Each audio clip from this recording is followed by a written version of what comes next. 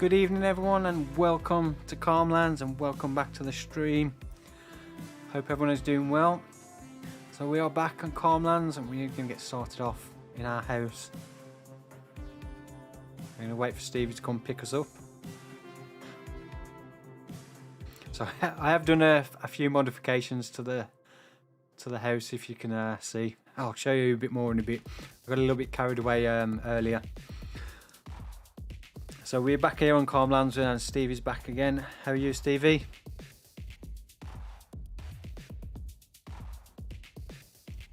Hang on, just say that again because I've...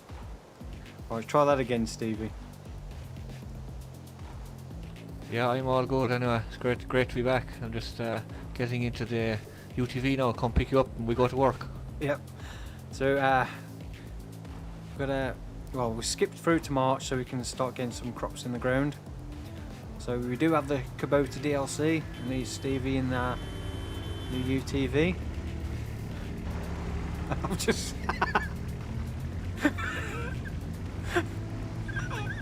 This is why I hate super strength on Lumberjack. Wrong button. No, that's the Xbox controller. Button to enter vehicle is the same as throw object. With super strength enabled, it does that. That's why I hate super strength on... My bad. There we go. Now we can get in the UTV as a passenger. So many times I do that. I go to get in the vehicle and super strength is enabled and it flings the vehicle halfway across the map. So yeah, what the plan today is to try and get our 3 fields planted with crops. Don't know if we'll get a 4th field ploughed in with maybe. We'll see what time we've got. I think the first crop we can do is... I don't think we can actually do sorghum until next month. Can we actually do any of the crops we need? We can do oats. Oats and sugar beet, I think. We can do the sugar beet. I'd rather do sorghum because we need the sorghum for chicken feed, which we can't do till next month. We could do oats as well so we can get some straw. So we could do 1 field of oats, 1 field of sorghum and 1 field of sugar beet. When we can do the oats and sugar beets today, this month, then we can skip to April. So Did you buy any seed drills? no, well, sugar beet we can do with the planters. We'll do the sugar beet first and then we'll sort seed drills out. So what I will do though is put the seed and fertiliser hoppers in. So yeah, I hope everyone's had a good week. I'll just get these seed and fertiliser silos in, then we can get started and I'll catch up on chat. Right, right, I'm all over the place. We're trying to remember what I need to press.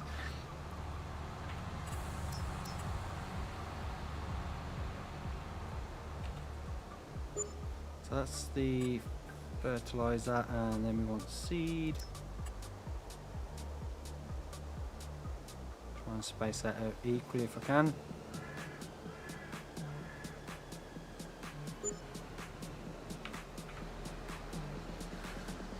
So who we got in? Rocket Kid saying hello and Romello Price saying hello as well. How are you? Hope you're both doing well. Amanda Miller saying hi. Storm Calls in there as well saying hello there. Tomcat05 saying I didn't get off work till 4:45, but hello and goodbye. Hopefully catch you later, no worries.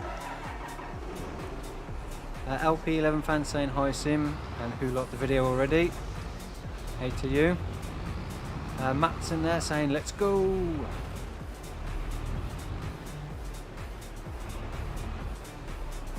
Hoonigan Farmer saying made it. Oh, welcome to the stream and I hope you're doing well.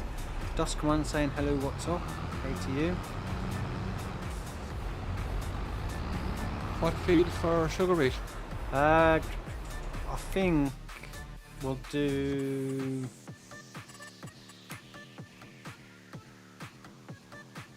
I do the last one we put in last time, which is in, was it I can't see the field numbers now.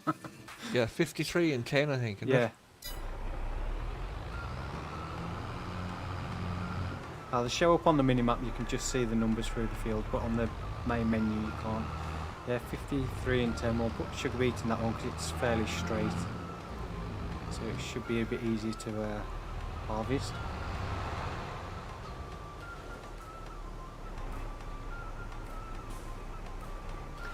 Rocco John's in saying hi, and Hero Farm saying hi as well. Field Own saying hello.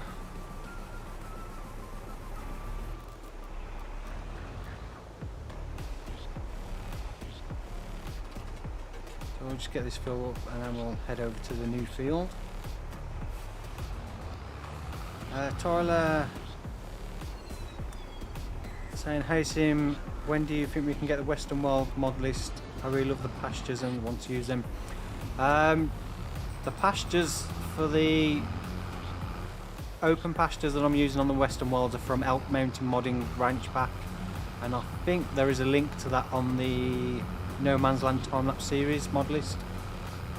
But I will try and remember which way we need to go. I've got to put this road in. Yeah, if you look on the No Man's Land mod list, there should be a link to Elk Mountain Modding's Ranch Pack on there. Should be anyway, because I'm using the greenhouses from that pack on No Man's Land. But I will try and get the Western Wilds mod list sorted out as soon as I can. I've just been super busy again and not had much time to do anything other than getting a few videos recorded. But I will try and best get it done soon. Big Jack 32 saying, hey Sim, how you been? I'm been very well, thank you. Just extremely busy. I was out all day yesterday, so I didn't get a chance to do anything yesterday video wise. So mad rush today to try and get 2 videos recorded for the this week. Just double check then I've still got sugar beet selected. Yeah, so yesterday I was literally out from 7 o'clock yesterday morning, didn't get back to about 4:30 in the afternoon. So unfortunately I didn't get time to get a video edited and rendered to get uploaded for yesterday. So I've been busy today getting 2 videos recorded. So tomorrow I've got 3 videos to edit and render, and then Friday I can get another couple done. So hopefully I can get the weekend off then.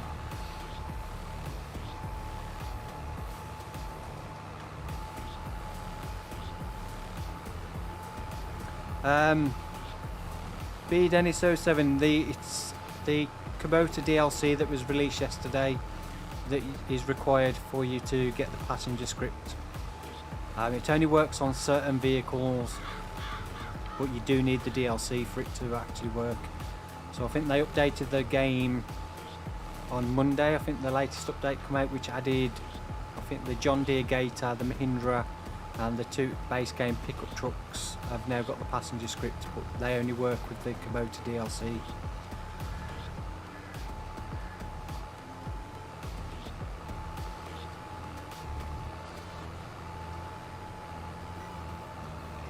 So yeah, and if you are interested in buying the DLC and you do get it through Giant's website, then please consider using the code SIMFARMER, all one word. It is an affiliate code, so I will earn a small commission on any purchases, but no extra cost to you, which just helps support the channel a little bit. So I'd be really grateful if you use that if you do buy it through Giant's website.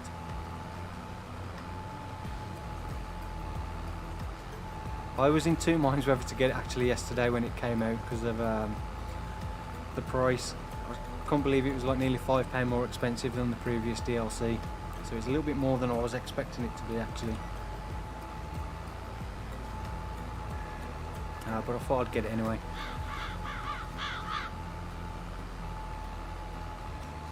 Golden Jet Simulations saying hi Sim, how's things? Not too bad, hope you're well too. And Jonas Albertson saying hey Sim Farmer, hey to you. Storm saying, are you planning on doing a Wilhelmina Forest Let's Play again? Not at the moment. I don't plan on any starting any new series until I've finished one of the others.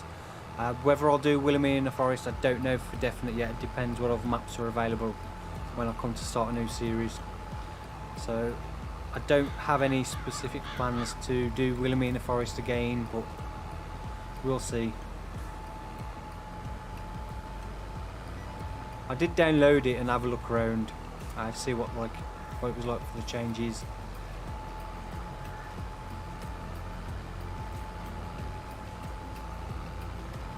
Quite interested to see the area where I built the farm with all the trees on. I like seeing how different it looks from when I last played it on my save game.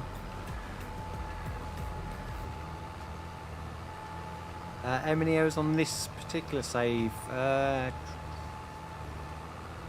we've done this is the 3rd stream, but only the 2nd full stream. So we've probably got about 7-8 hours on here, with a bit of time I've done off camera work.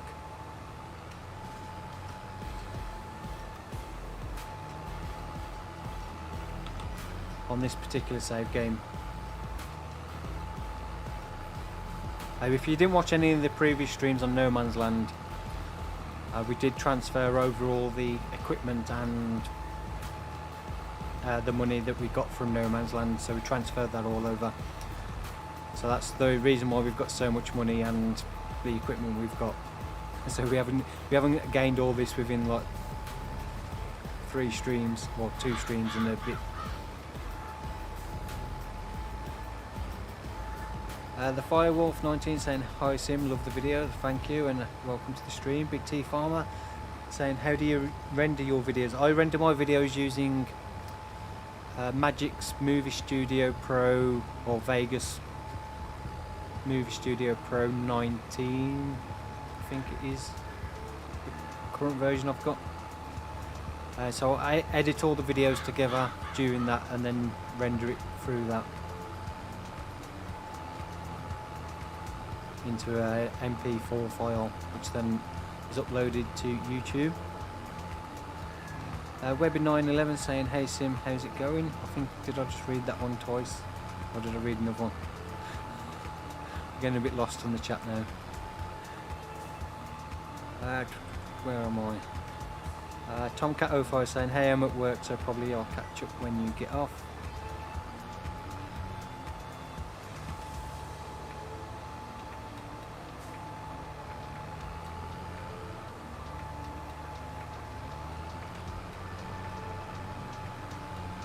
I think we're going to have to go and fill up in a bit. This is where we need a seed tender.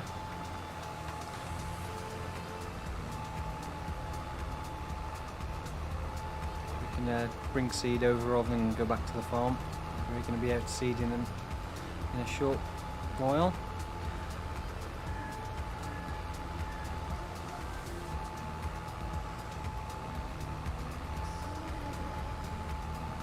I'm not using Proceed on this map, Jonas. I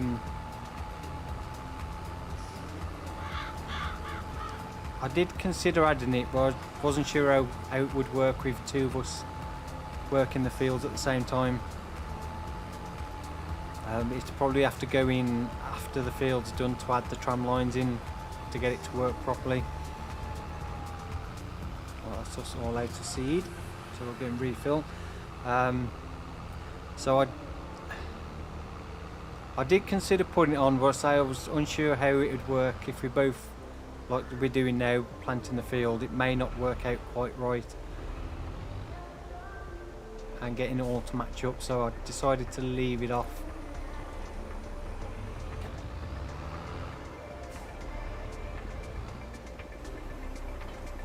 And also I find with using precision farming as well, the trouble to get the best environmental score, you really need to do direct drilling, and there's not many good like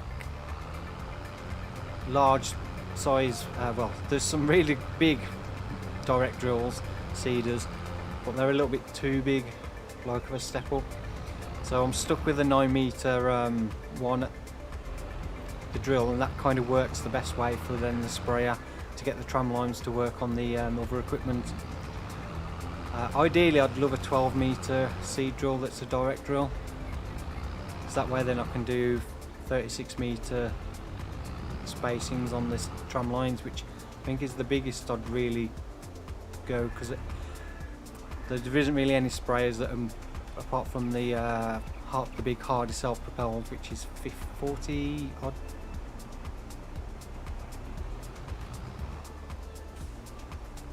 I think 40 odd metres, which doesn't quite work out with any of the tram line settings.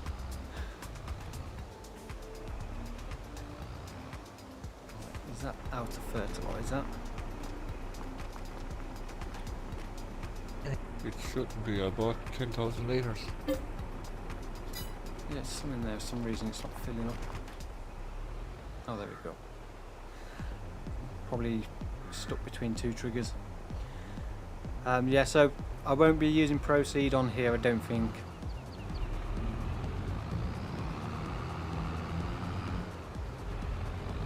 Have you used Proceed at all yet, Stevie? No, I never bothered with it. Yeah, I stopped using it on FS19 simply when precision farming came out, because I never used to play 19 with weeds on anyway, and because you could do all the fertilising in one hit when you was sowing your crop. There was never really any need to do any further field work after you'd put the crop in, so it was kind of like, what's the point in putting tram lines if you're not going to use them? But because I'm using weeds on precision farming now, you get the benefit of using the tram lines when you're spraying the herbicide to kill the weeds off.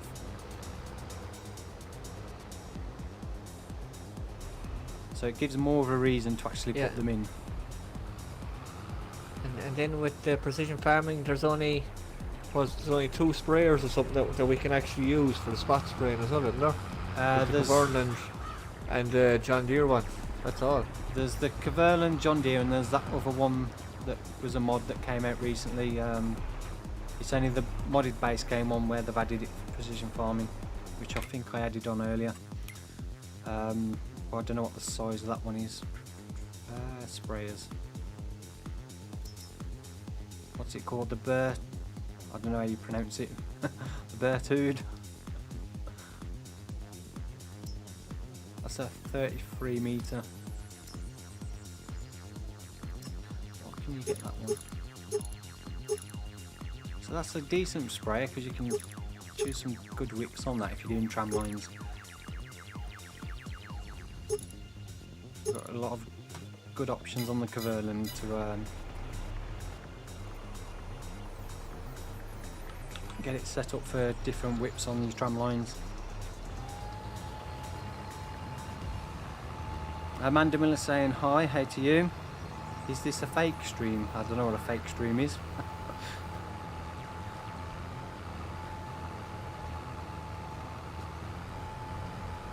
Twan XD saying, hosting farm, do you have any lag fixes for PS4? Nope, I don't think there's much you can do other than try and limit how much equipment you have in one area on the map.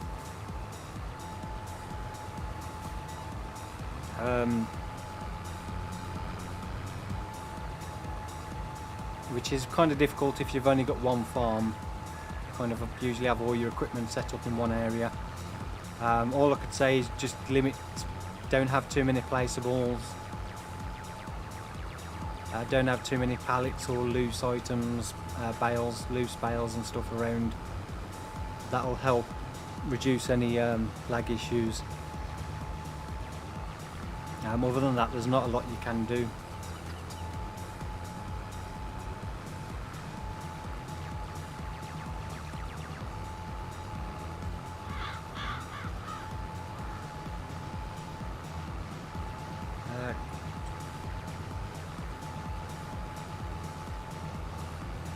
That's the only thing I can kind of recommend, is just try and spread out your stuff a little bit more. And avoid using placeables, like don't put a lot of fences down and stuff like that. Try and limit all that sort of stuff, because that's all adds up onto the memory and can impact on performance, especially on the PS4 as well, where you don't have as much to utilise as the newer generations of console.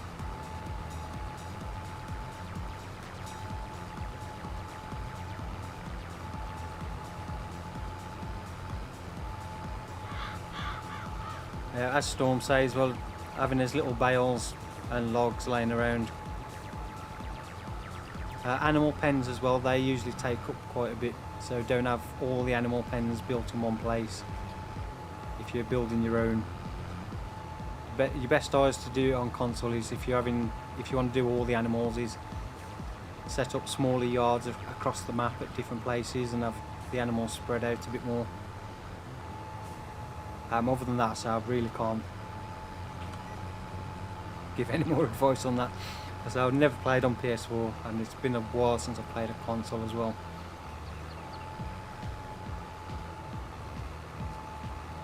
Elliot Patterson Gaming saying, I started to farm on Western Wilds like yours and streaming it too. You inspired me to do it. Nice one. Hope you're having fun. Sim Gaming saying, oh, so I have to change my name. Do you? Well, your name's Sim Gamer, mine's Sim Farmer, so it's different. I don't know why you need to change your name for.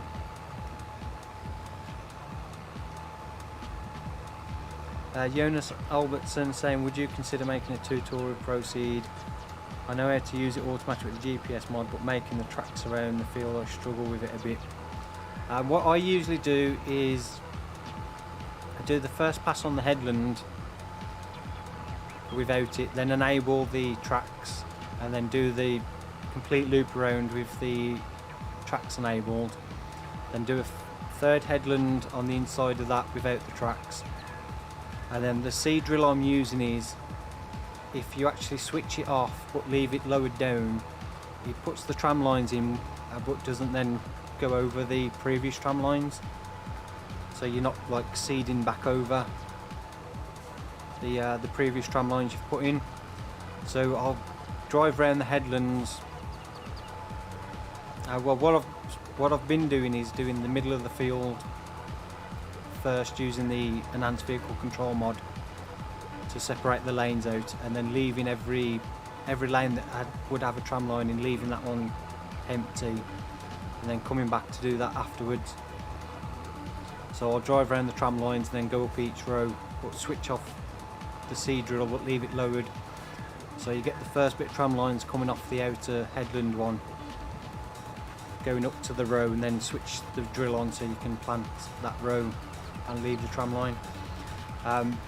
Downside is, because you don't have full multi-angle terrain, it does look a bit janky at times because you haven't got all the angles of the train to get a nice smooth tram line like you could on some maps on FS19, but it still works reasonably well. But I think if you had all the angles, it'd look a little bit better.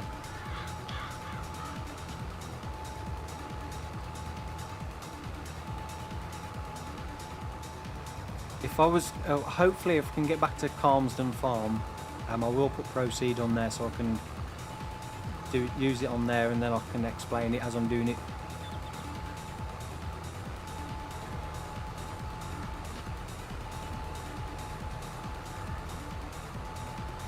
I don't know if I'll have enough to finish off, Steve. I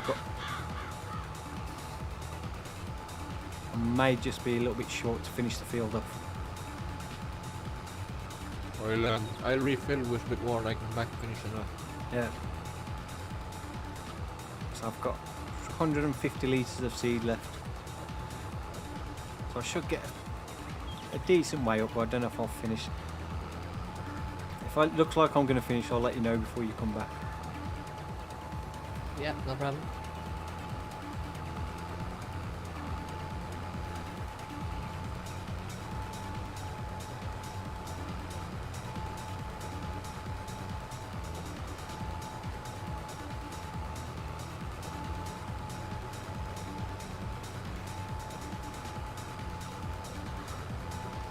Stormcourt saying the new case Trident has a spot spraying option. Yeah, I'm going to use that on Western Wilds, I think.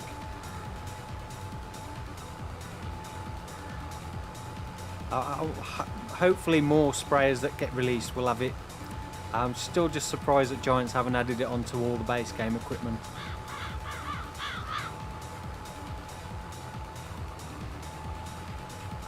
Whether that's just because those particular ones don't have that option in real life that they haven't added it or what, I don't know. But it would have been nice. But I'm sure more people will add them spot spraying to the other stuff over time. Cheer Bear, the GPS mod is the enhanced vehicle control mod. I think I'm going to be close, but I may just run out. Yeah, I don't think I'm going to have enough, Stevie. I've got like 30 litres left in that one strip to do. That's okay, I'm back now, I know.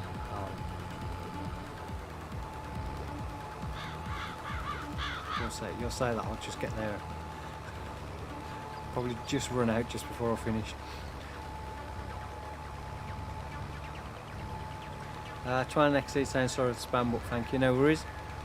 I say I'll try and help out as best as I can. Luke T saying I'm on PC but had the problem and went to the options and turned down some graphic settings.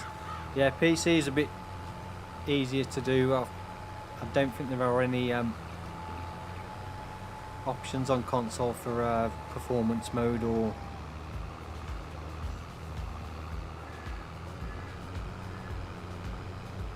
not that I'm aware of anyway.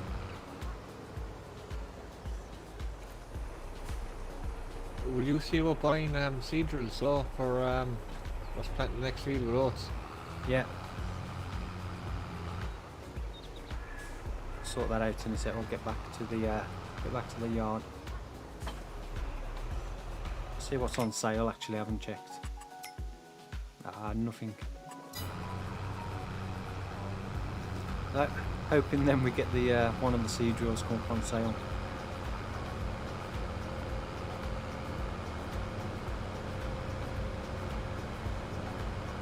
Damien Fontaine saying hi all, hey to you. Spicy saying so spot spraying, what is it called and how can a stream be fake? The spot spraying is it's when you spray weeds on a field, it only sprays where the weeds are rather than the whole field with herbicide. So it has sensors on the sprayer that can detect weeds from the different shape of leaves to what the crop is, and then it will give a spray of herbicide directly onto the weed. So you're only spraying the weed rather than applying herbicide across the entire field where you don't necessarily need it. So it helps reduce the amount of herbicide you actually use.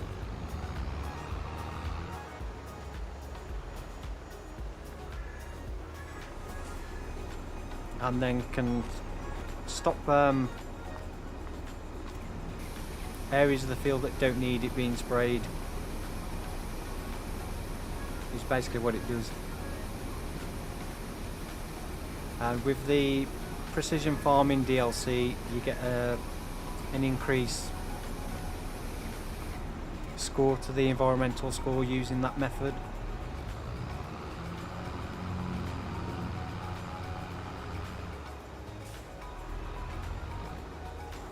And if you're not familiar with the precision farming, is if I show you on here, I should show you. So basically our environmental score at the moment is 50, which means we get no negative or positive effect on our sell prices. So above 50 you get a bonus, percentage bonus. I think the maximum is 15%. And then if you go below 50 you start getting a negative, so you'll start losing money as a penalty when you sell crops. Some items I'm finding on the Western Wilds, some things don't get a bonus for, but I think I do on No Man's Land, so I'm not 100% sure how that quite works.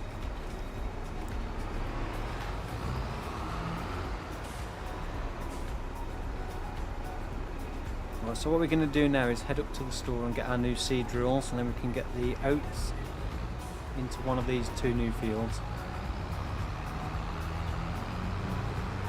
and then we'll check on the animals. I do need to put the sheep in as well actually, we'll do that before we skip to the next month. And we can skip through to April, and then we can get some sorghum into the next field, and then once that's done we'll possibly look at getting another field created that we can use for a fourth crop.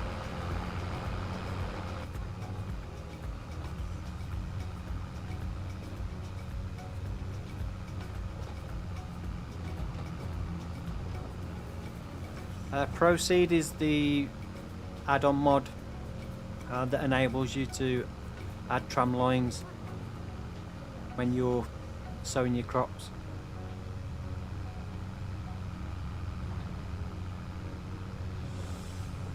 I think it also allows you to switch off certain sections of the drill as well.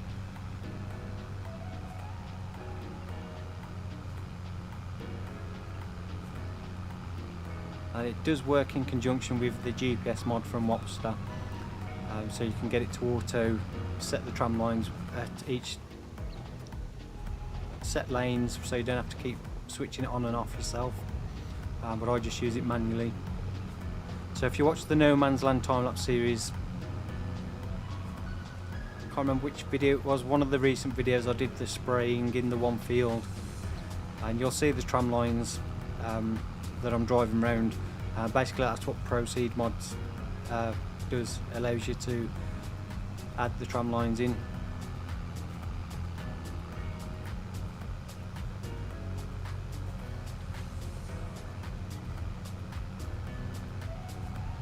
Specs my PC is an i9, a 12th gen i9 12900K processor with a RTX 3080 Ti GPU and 32 gig RAM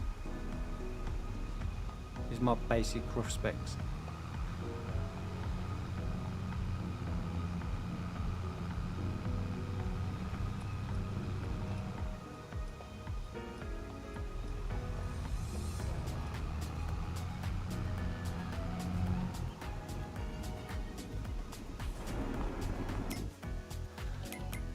Seed drills. Well, the ones we're going to go for are the Horsch Pronto 9 DC direct drill, 9 meters, which is more than big enough what we need at the moment. I don't know if we need the extended capacity, to be honest, although it's only 2000, might as well get it. We'll be up getting it, yeah. I don't know if that makes any difference. Type 1, Type 2 ladder.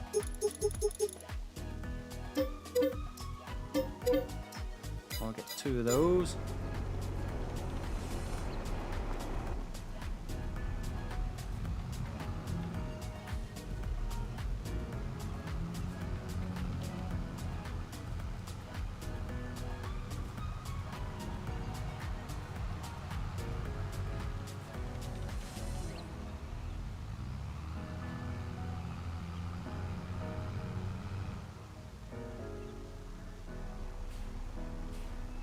Matej saying hi Sim, hey to you, and Marcus also saying hey to you. You're saying, you know if a disc harrow is better than a deep cultivator with precision farming. From what I've been using, a disc harrow is a better option with precision farming because you're not doing a deep tillage. So for the tillage bonus, you get a better bonus using a disc harrow than you do a deep cultivator, which is a better bonus than if you're using a plough. So deep cultivator is, you get a better bonus than a plough, but disc harrow or a light cultivator is better than using the deep cultivator.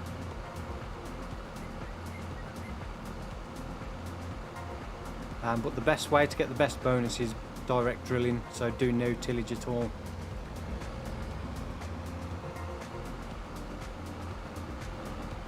Unless you obviously need to plough a field, which I don't think you can avoid unless you switch off periodic ploughing.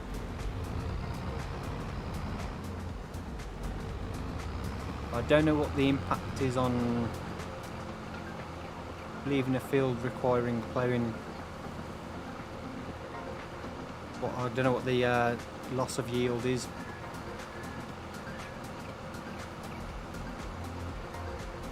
On No Man's Land, I know I've got some areas of land. I've got 99 environmental score from the way I've been working the field. So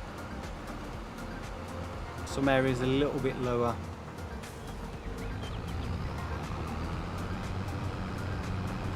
We won't get a good score this year on here because we've had to plough the fields in which, so it won't be till next year when we start being able to get a really good score on the fields.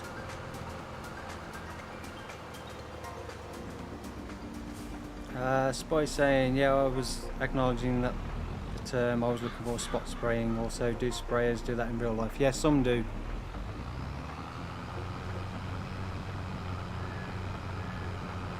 The whole precision farming thing is that actually it's all realistic, it's all stuff that's actually done in real life. Don't think there's many farms that kind of do the whole precision farming thing because it's quite expensive equipment.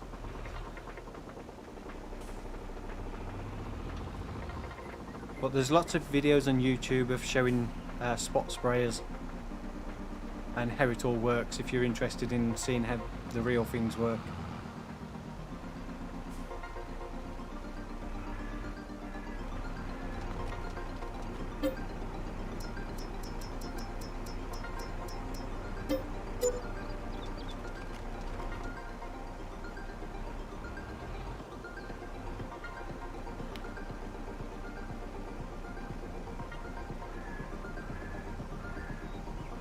Tran, did you play No Man's Land 19 with seasons? Yes, I did. And then I added precision farming in part way through. But yeah, the whole of No Man's Land in FS19 was with seasons on. Do you know who the Little Farmer is? I've heard of the channel, but I don't know them personally. I've not watched any of their content, but I've heard of the channel. Nathan Owen saying Western Wilds want list. I haven't got round to doing it yet. I will try and get to it as soon as I can.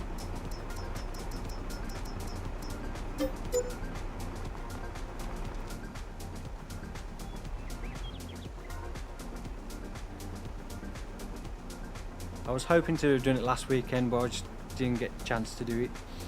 Boss 2 saying so. Hey to you and welcome to the stream. Jamie Ailing saying hi Sim, how did you find starting YouTube, getting your first 1,000 subs? Did it take longer to plan edit episodes, or was it something you already was good at, and so on? I'd never done any gaming videos before I started this channel, so it was a whole new learning process, working out best ways to record the gameplay and then edit it together. It took me a while. So basically what I did for my channel was I started my channel in September 2018 on FS17 with knowing that FS19 was only a few months away and the interest in 17 wouldn't be high, and I knew I wouldn't get many views on the stuff on there, so I kind of used all the videos for FS17 as a way for me to learn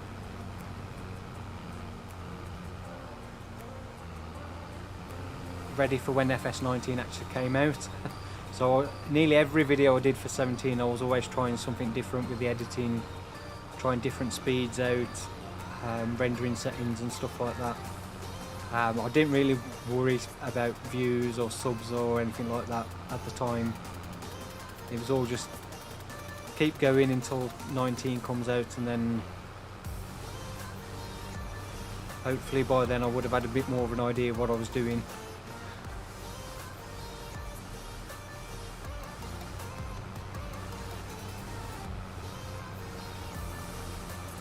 And then it just went from there. So I think my first video on 19 for me at the time did reasonably well. There's a lot. But I went from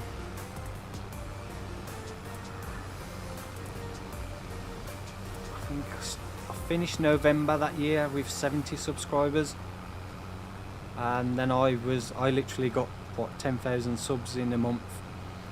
So for me to get the 1,000 was a lot quicker than I anticipated it would be, and I was very lucky. I had that one video that took off. That I think I got like 1,700 subs in one day off that one video.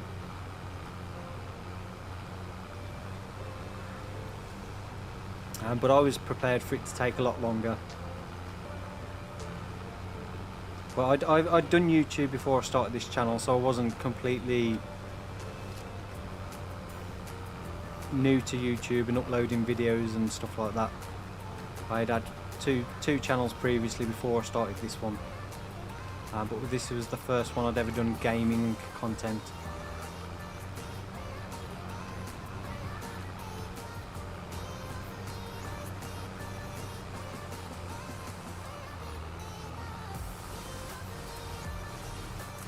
I say YouTube's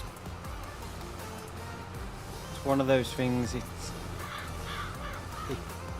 can be a very, very tough grind, and you do need to be prepared for a potential grind and doing a lot of work for little gain when you get started, but you just need to keep at it, and then you get that snowball effect, which can take a while, but as you get more subs and start getting more views, it slowly starts picking up momentum and then goes from there.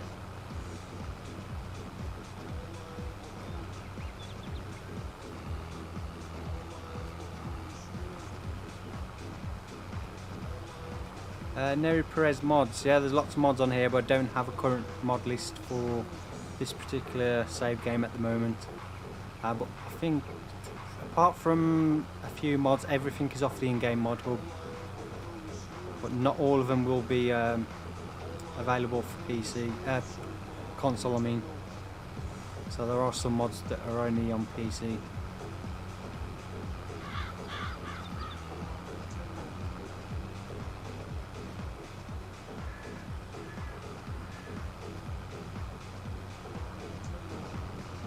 Jonas saying it's just a direct drill, that's a bit expensive in the beginning. Yeah, it is. They also, most of the base game ones, they are expensive and they do require quite a fair amount of horsepower as well, which when you're starting out it means you also need a decent tractor to pull one. That's where I struggled with the base game maps when the game first started, was there was no good seed drill to go up to without spending like 100,000 plus.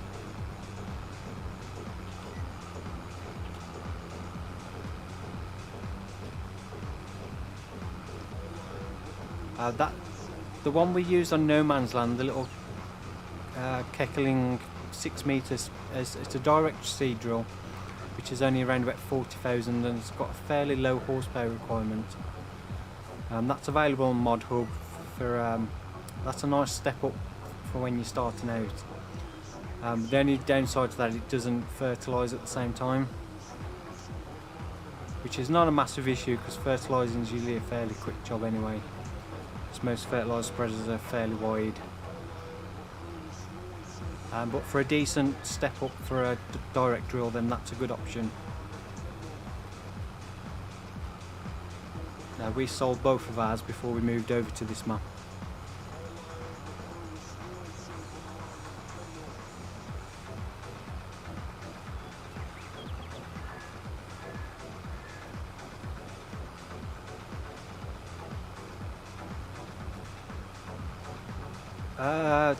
Which seasons geo did I use on No Man's Land? I think I just used the generic base game seasons for No Man's Land. I didn't use a specific geo. Pretty sure I just left it as the standard seasons geo on No Man's Land. That's a fairly generic one.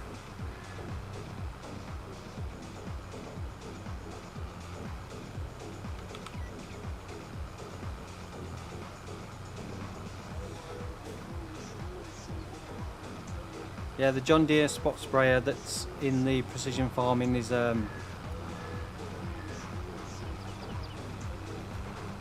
one I'm using on No Man's Land is and Western Wilds at the moment. Yeah, there's probably some videos on there for those.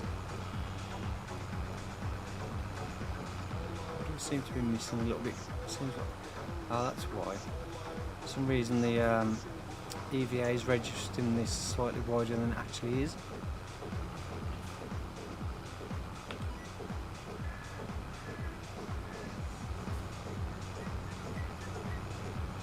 The wire was slightly missing a little bit.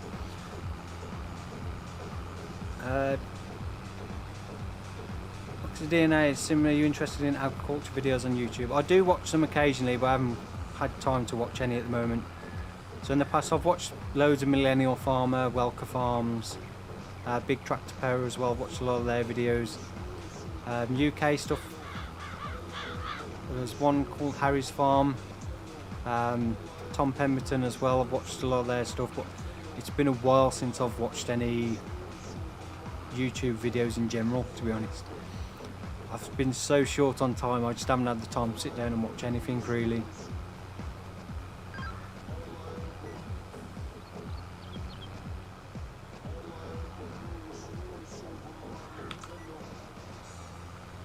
So I'd be way behind. It's probably, well, we're already into what, nearly in July now.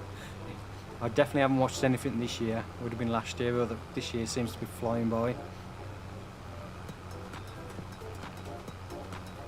Doesn't seem like 5 minutes ago we were back in December starting out on No Man's Land.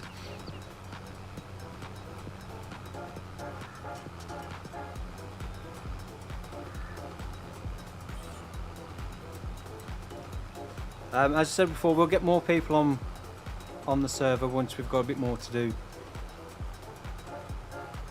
Probably when harvest season comes, what I need to actually get the time to organise it before the stream.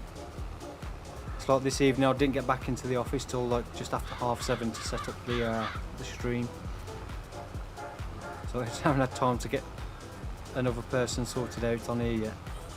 But we'll try and do for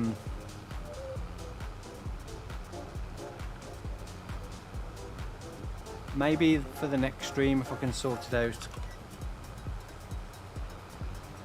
We'll see where we are up to at the end of this one. Which is one thing I always forget to do for the stream, is add the time and date in the top corner so I can keep an eye on. So 10 to 9, so we've got just over 2 hours left.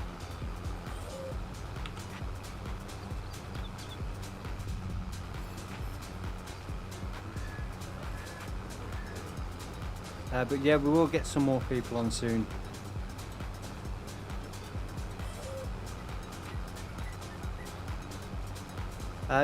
Is it better to play FS19 No Man's Land with seasons or without? It depends on your play style. Starting out seasons can slow progress down a little bit, because you have to wait for the crops to grow and then you have to cycle through to the next year. Whereas without seasons you can plough in your first field, sow your crop, harvest it, then replant the field straight away. So you can kind of get through the cycles a bit quicker and progress probably a little bit faster. But I think whether you use seasons or not, I wouldn't say it's any better, depending on your particular play style yourself and how you enjoyed to play the game.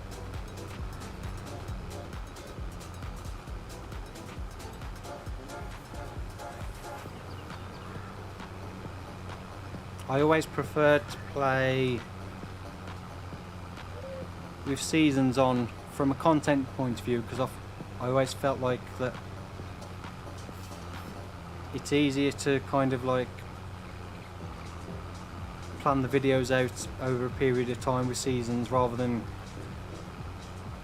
whenever I played without seasons it was always like harvest a field, you like drill it, and then the next video you're harvesting again, then it always seems like never ending. You're just constantly always doing the same jobs, harvesting, sowing, harvesting, sowing. Whereas seasons, tends to break it up a little bit more, makes you plan things out a little bit better as well. So from a video content point of view, I always prefer seasons from that point of view, because it just helps break things up a little bit better. But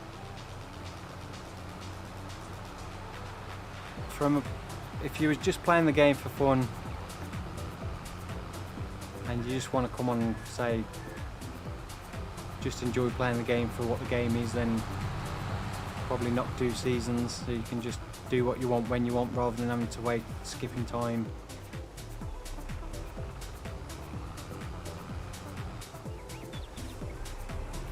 Right, so that's that field almost done. Steve will just finish off that. Now we can do the next field with this. We'll do sorghum because we need something to feed the chickens with, and sorghum's the only crop we can do this year to get any chicken feed. So I'll just fill this up ready.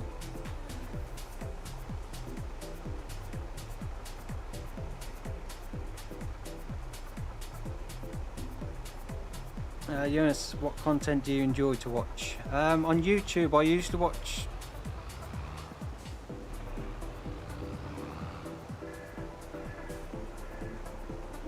it depends what I'm doing. Most of the time I watch YouTube stuff, it's when I'm looking for looking to find out how to do something in particular. But I do watch some gaming stuff, depending on what game it is. If there's a new game out, there's a few like YouTubers I used to watch for some games I used to like playing. It's like I used to like watching Squirrel, although he doesn't do much on YouTube anymore. It's more like, mostly on Twitch. But I used to enjoy watching his videos on Euro Truck and some of the other stuff he used to do and some of the other games he used to play. So I do watch some gaming content, but not a huge amount. I don't really watch much farm sim content because I'm playing the game so much I get a bit fed up of it. I'll just drop that in there for a little bit. Just check on the animals. So milk is nearly full, so we could take a load of milk to sell. Slurry, could really do with the slurry extension because that's going to be full soon. I don't think we have anywhere we can sell slurry on this map without putting the placeable down.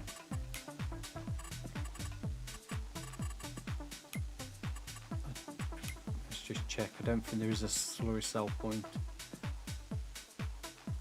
Nope.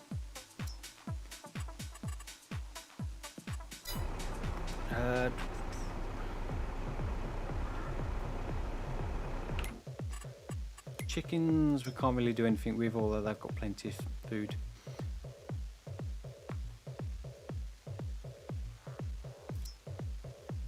Cows should be fine feed wise, it's just the milk and the slurry may fill up.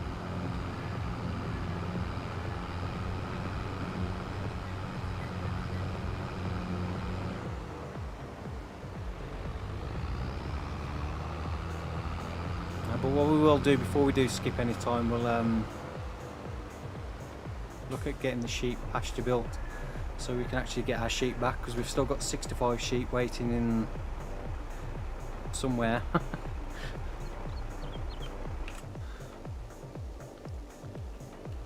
Right, so I'm thinking the sheep somewhere down in this corner. I'm going to keep this space free up here for bunkr silos, so maybe in this area over here we'll get the sheep pasture.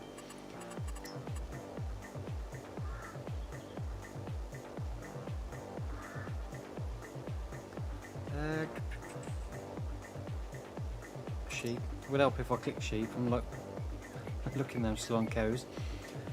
So the map includes these 400 sheep, which I think 400 sheep in that tiny little pen seems a little bit excessive to me. That's a big increase from the base game, 65 to 400. So So I think I'll go for the fenceless husbandries one, which is, I still think, a little bit excessive, but we probably won't keep that many sheep. So I think 65 is more than enough.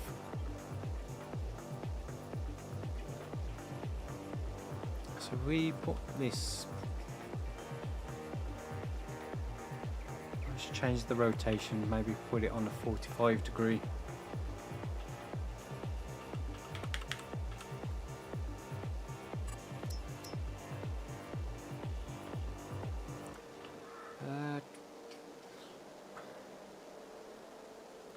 Just trying to think, that's not quite flat, is it? Where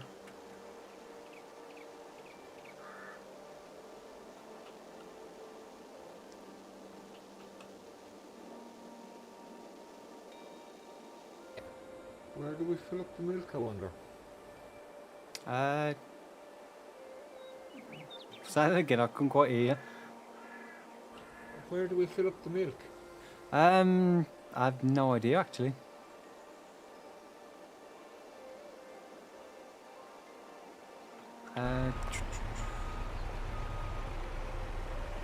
I thought it would have been this end for that. What you got it? Yeah.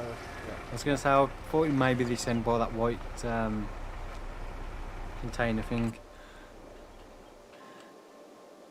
Our semi-trailer has slurry in it, so I couldn't use that.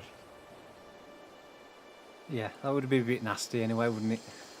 Even if you cleaned it out, I don't think I'd want milk out of a trailer that previously had slurry in.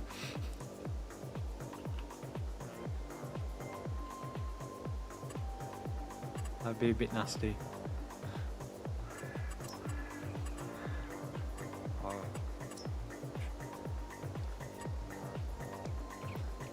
thinking if we put this over here somewhere.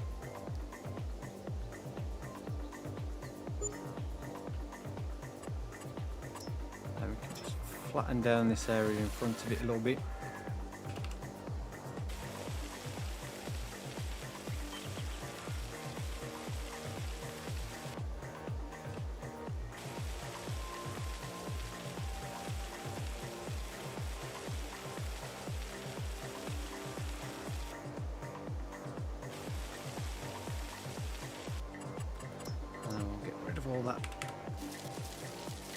Get all rid of all the weeds. Andrew Raw saying evening to you. Tyler, is your YouTube your full-time job? Yes, pretty much YouTube is my full-time job. I don't have another job. The only reason why I started YouTube because I didn't have a job, so I had the time to put into doing videos. If I was still doing my previous job, there's no way I would have had the time to do YouTube as well. To be honest, I probably would never have even considered doing YouTube if I was still working. It's only because I was out of work that I had the time to ever start doing YouTube.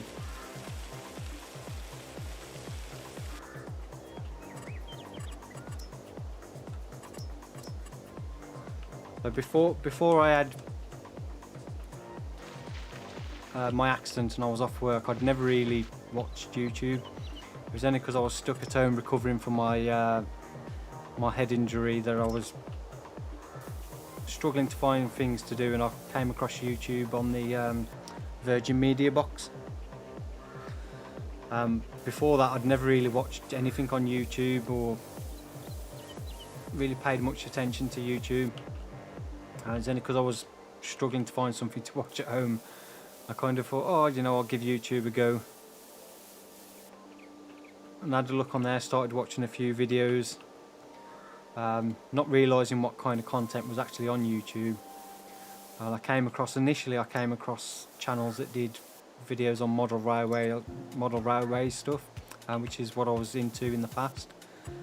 So I started watching a few channels that was doing stuff on that, and then eventually I kind of thought I'll give it a go myself. So I started a channel sharing progress on my actual model railway I was building at the time, and that's kind of how I got into YouTube for making content.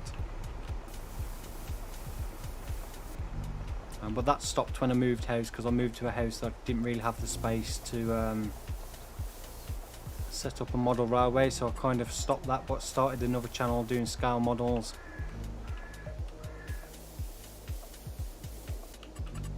I did that up. Well, I never intended to stop doing videos for the other channel, but when I started this one, this channel started taking up so much time I just never got time to do any videos for the other channel, so that kind of died.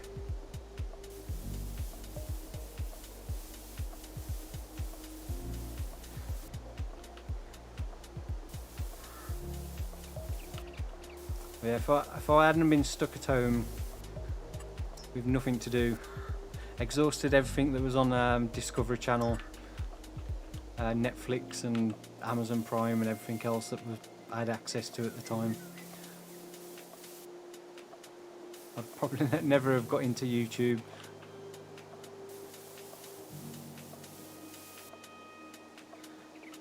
Right, animal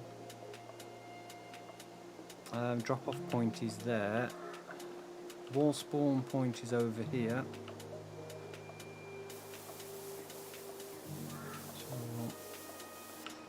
Extend this out a little bit so we've got a bit more space to pick up pallets.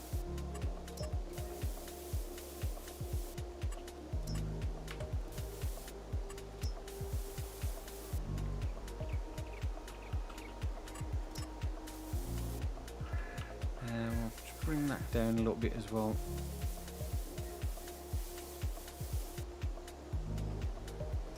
I think we need a bit more space around here, although we don't actually have an animal transport trailer, but because this one holds 195, we'll probably keep it at a maximum of 100, and then when we get any new births we'll sell them off, because I don't think we really need for nearly 200 sheep, although we'll see how we go with it.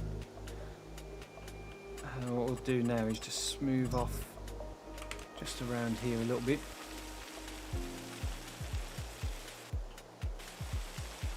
I may add a smaller shed up here at some point as well, so we can store some bales over here for the sheep.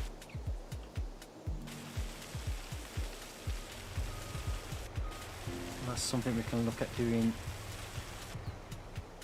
another time. Last thing we want to do is put some fencing around.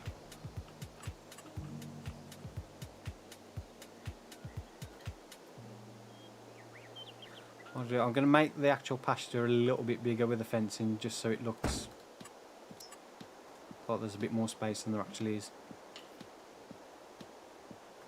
We don't actually need a gate into it, but it's a lot better if we've got one.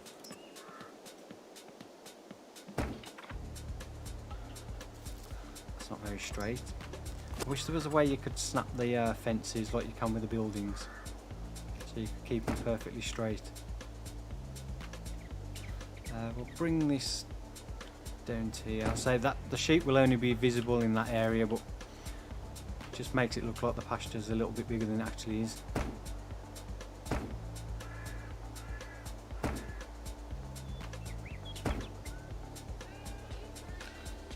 Doesn't look like they're quite so crammed in there.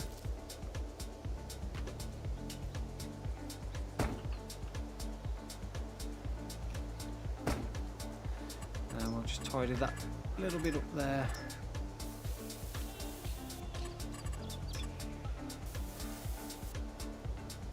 We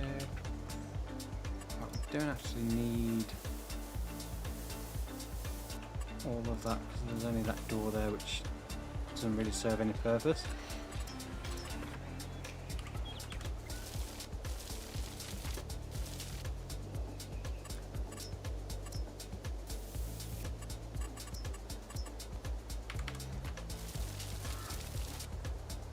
I'll just tidy this up and then we can get the sheep in. So I need to add 65 sheep that we're transferring over from No Man's Land, and that's all the animals then that we had on No Man's Land will have been transferred over.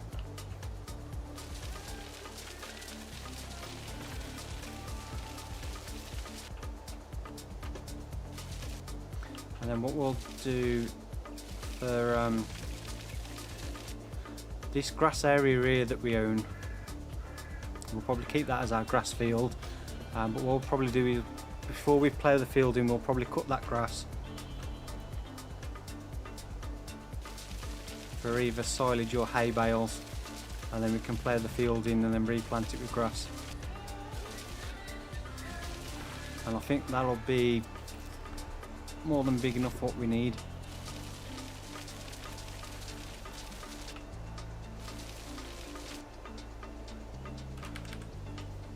There's me cursing on.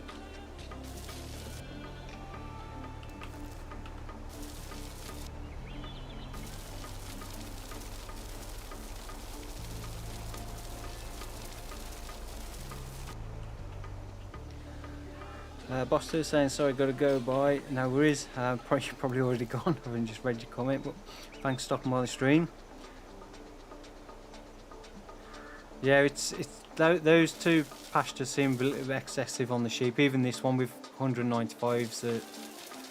I mean, to be honest, a pasture that big, 65 seems a bit too much.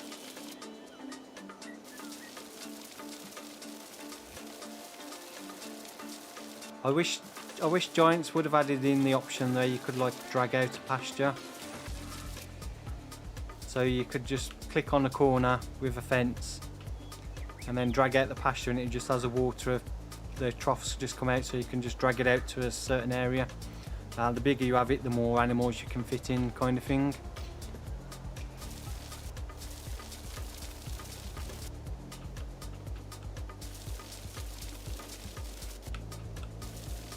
I always think the base game ones, they just always look a bit too small.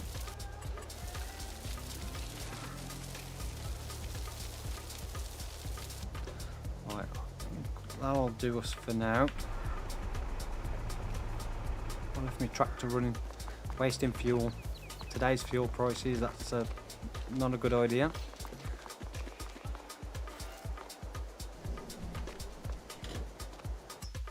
Right, we need to add in 65 sheep. Don't really think it matters what colour we get.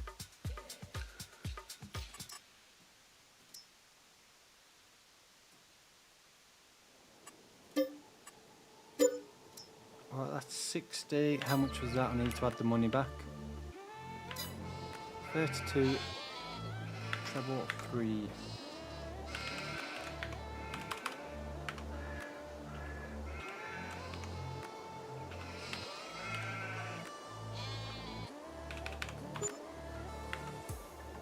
Well, that's the first 60, and then we'll just add 5 more, which is 2694.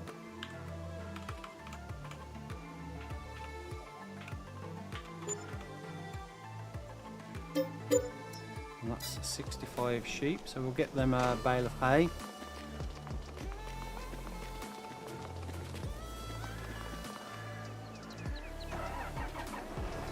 And then we can skip through to next month. I'll just try and catch up with chat if I can. Nikki's in the chat saying hey Sim, hey to you, good to see you in the chat again, hope you're doing well.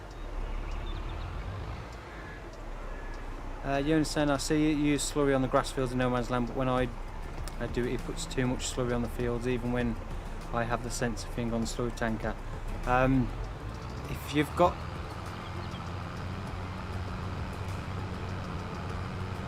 precision farming, you need to make sure you've got the application rate set correctly.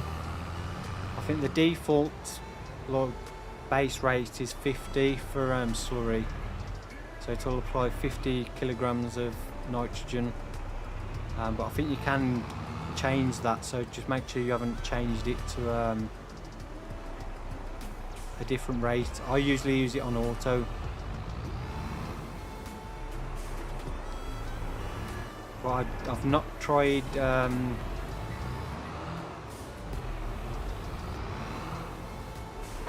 messing around with the settings on 22 yet for the slurry. I'm waiting to get a new slurry spreader for no man's land, but I sold the other one with the intention to buy a new slurry spreader, not realising how expensive the one I was going to get was. The slurry spreader itself wasn't that bad. It was the extra 100,000 you needed for the drag hose. I was like, yeah, that's a little bit more than I currently have, so I'll have to leave that for now.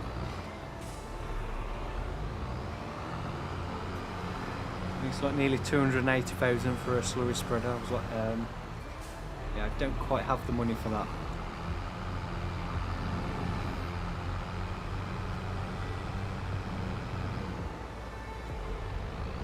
So I will be getting a new slurry spreader on No Man's Land soon. I just need to actually get the money to get it.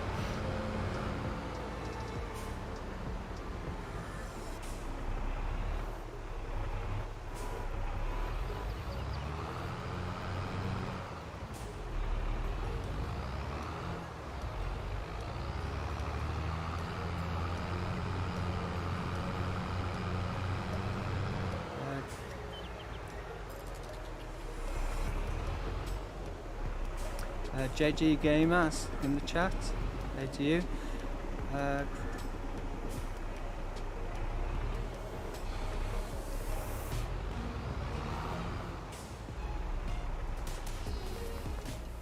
The only downside to this fenceless husbandries mod is it doesn't seem like they've increased the feed capacity on the troughs. So they've added the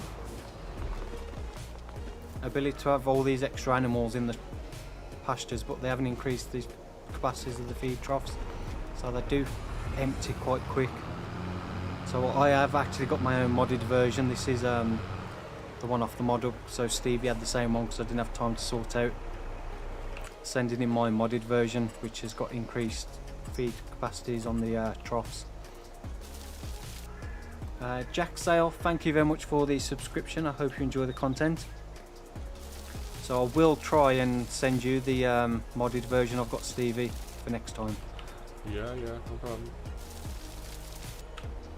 It's not so bad if you've only got the base game amount of animals, but when you start getting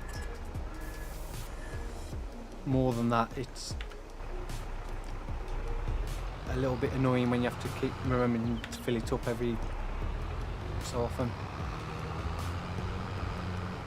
Right, we can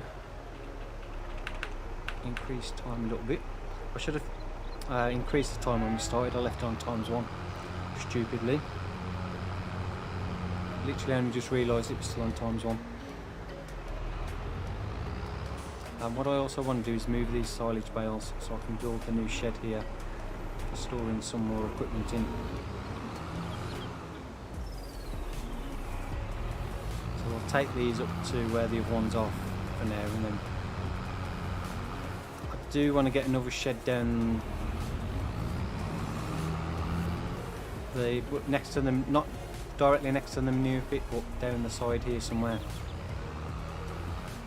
We'll get another shed in there that we can store bales in.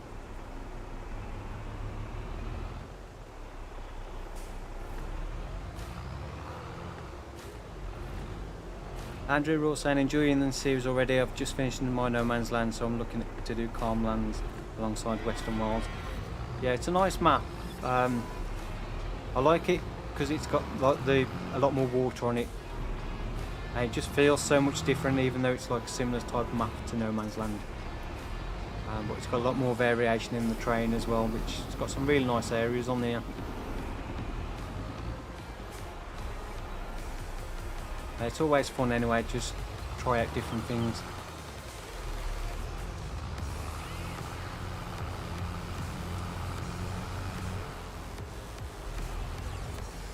The building we just built, Nikki, that's for the sheep. So it's like so we can transfer the sheep over that we had from No Man's Land.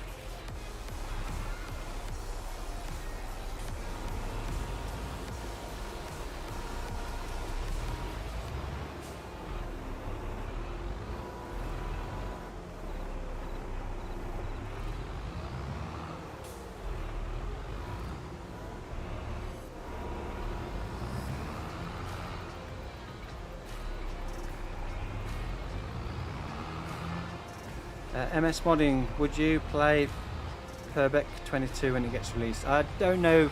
I'll have to have a look at it when it comes out.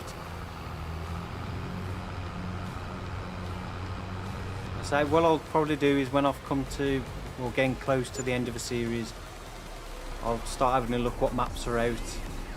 I'll start looking around Facebook to see if there's any maps like being worked on that may look interesting, and then I'll decide from there. But it's gonna be a while yet before I've finished on No Man's Land.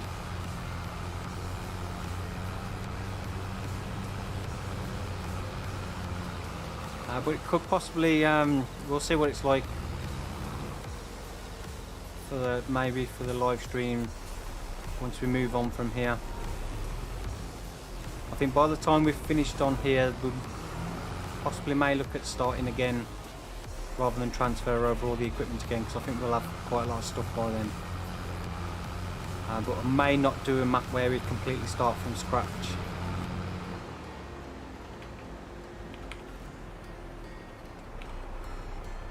So maybe possibly do a map where we do start with some equipment rather than completely from scratch, but smaller equipment and build it up from there.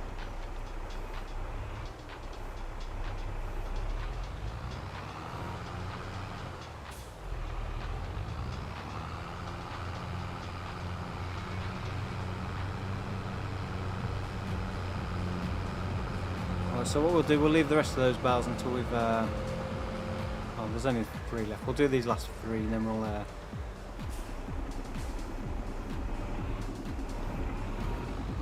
last 4.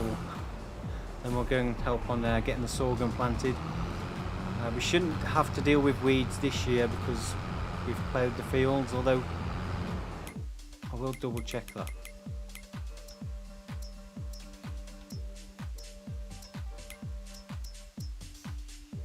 Yeah, there are no weeds. It does say on the precision farming help page about when you plough you bring weed seeds to the surface.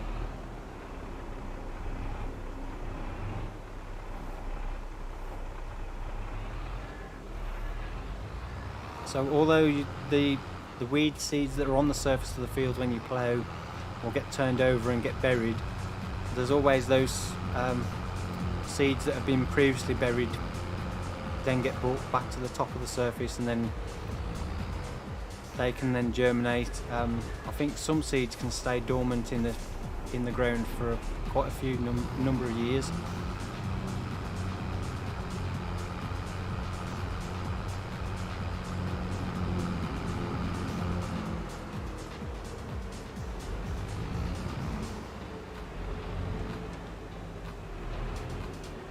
Drop that off, then we'll go and get the seed drill back.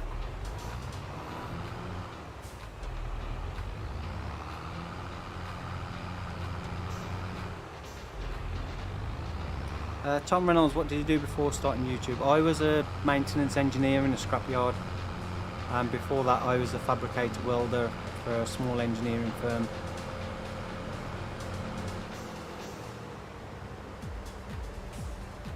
So I'm maintenance engineer. I was,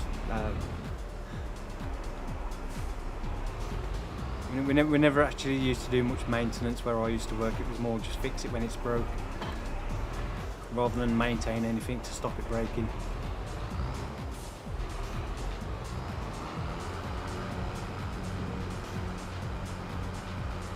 So we always used to say we're a maintenance department that doesn't actually do any maintenance work.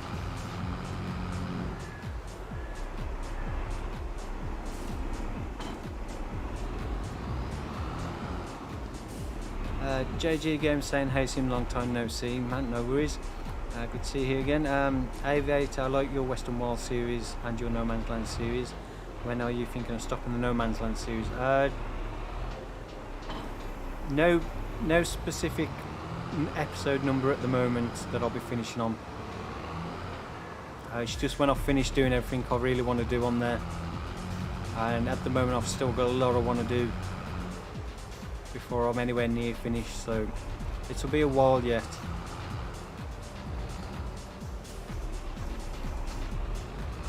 But there will come to a point where we need to finish things up.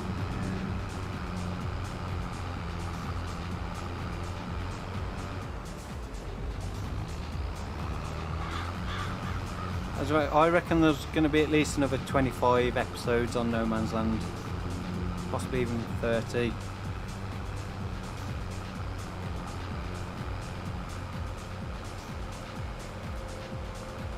Yeah, weed seeds can only germinate once, but if they don't germinate, they get buried in the soil to a depth where they can't actually germinate. Then they can stay dormant in the field.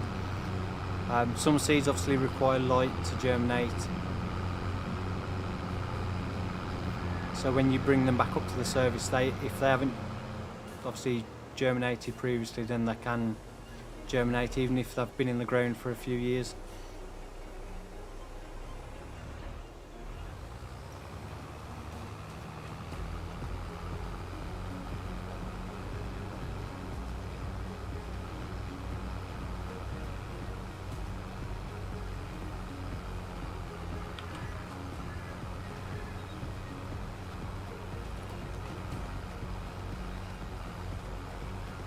Hans is in the chat. Evening everybody, evening Sim, hey to you, good to see you in the chat again. I'm up to 399.1 hours on FS22, firing the game up now to reach 400, nice one. Which map are you on?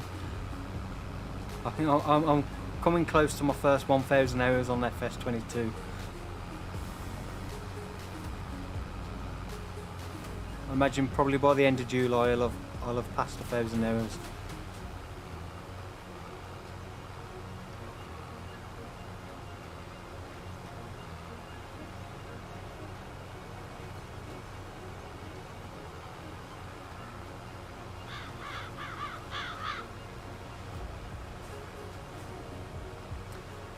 Fred Meg saying, hi Sim, are you going to bring the system of putting different farms on Western Wales just like you did on No Man's Land 19? Similar sort of thing. So where I've built the cattle farm or the kind of dairy yard area will stay as that. Where I've started building up the arable, the abandoned farm area, that'll stay as kind of like the main farmyard. For the silos and all the equipment that doesn't need to be used at for the animals. So I probably will have a separate sheep area and separate chicken area and probably pigs.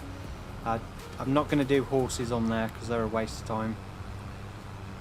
But I probably will have a kind of like smaller yards for each different animal spread out across the map, rather than do it all in that one area.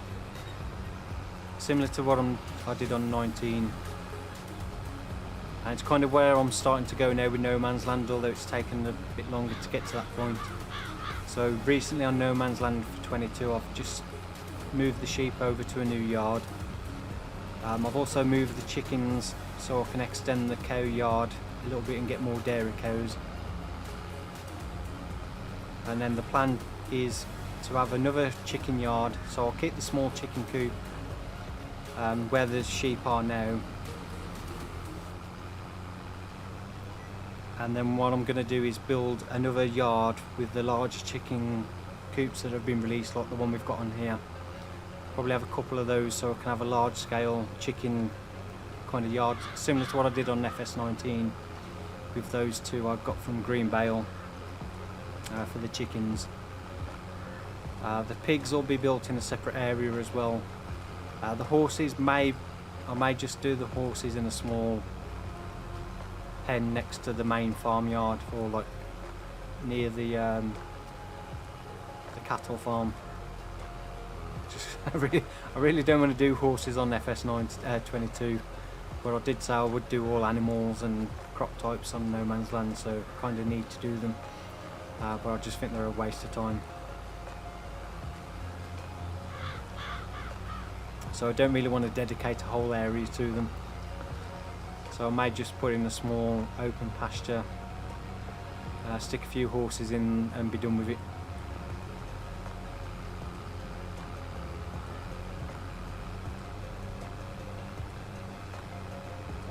But the pigs will have their own yard, which I'll probably look at doing the pigs in the next in-game year on No Man's Land.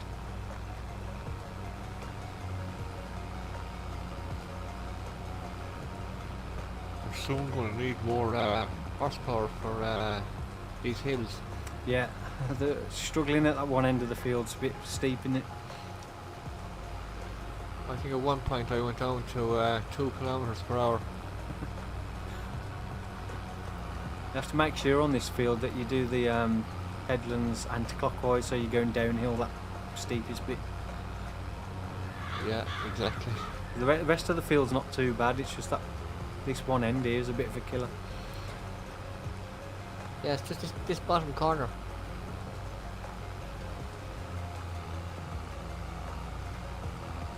Yeah, you don't quite realise how steep it is until you look at it. Even I was struggling a little bit with this.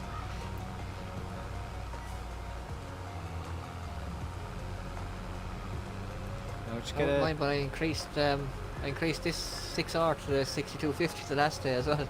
Yeah. Well, just do that. Oh, forgot I wasn't on the set up the lanes then. Set up EVA going the wrong direction.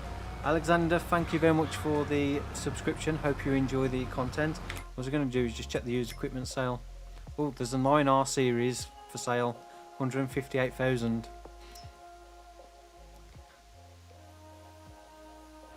That would be nice, yes. It's the 462 horsepower version. 9420R. How much could you sell your John Deere for? Have a look there and see if we could sell them the 6R and buy a telehandler as well to replace, say, the likes of the front loader on this. Then I could have a 9R. Yeah, well, we've got 354,000 left, and apart from possibly buying another area of land, there isn't anything else we desperately need to buy, because we've got the sheep in now. We've got the 2 new seed drills. We don't need a sprayer this year for herbicide, at least. So we could probably just buy the 9R and then keep the 6R as the smaller front loader tractor. Although saying that, we've still got the small Massey, which I do need to remember to actually get the front loader for it. I was saying that one you've got should fit on it, shouldn't it? Because it's smaller than mine.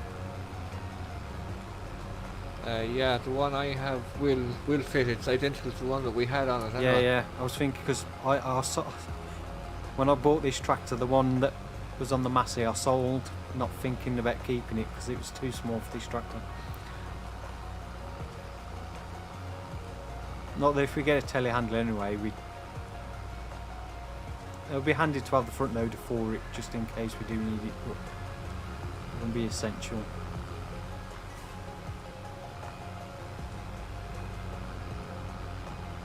Yeah, I might go and buy that 9R so when we get done here and sell the 6R. Yeah. So, might be worth doing it while it's available.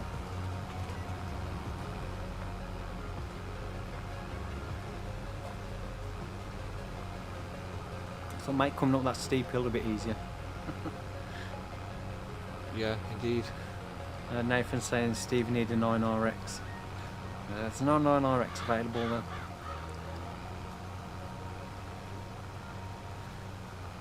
though. Hans saying somehow I ended up playing Hobo's Hollow the most. Don't know why. The map just works nice. It's a great canvas. Yeah, I know. I've never looked at that one. It's one of those.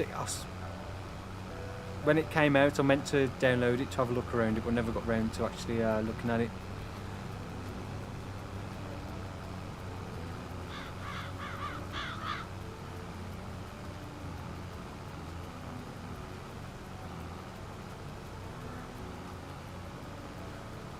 Yeah, the colour of the icons is just what the farm set up in multiplayer. As Storm says.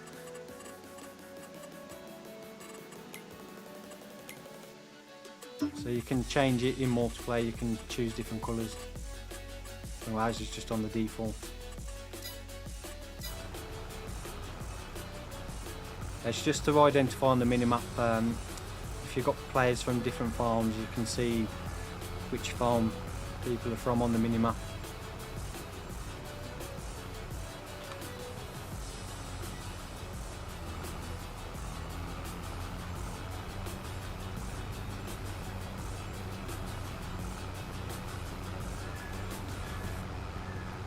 Nick's saying the gold prices on Western Wilds are so high.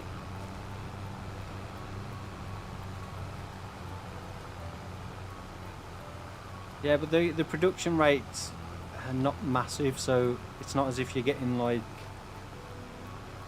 hundreds and hundreds of pallets each month. I'm finding that it's a bit annoying that the water capacity is quite low, because it seems to get through all the water within, well, less than a day, I think it is. And trying to keep up with the stones as well is a bit tricky. I suppose if you kept on top of it and you kept it running non-stop, you'd probably make a decent amount of money from it.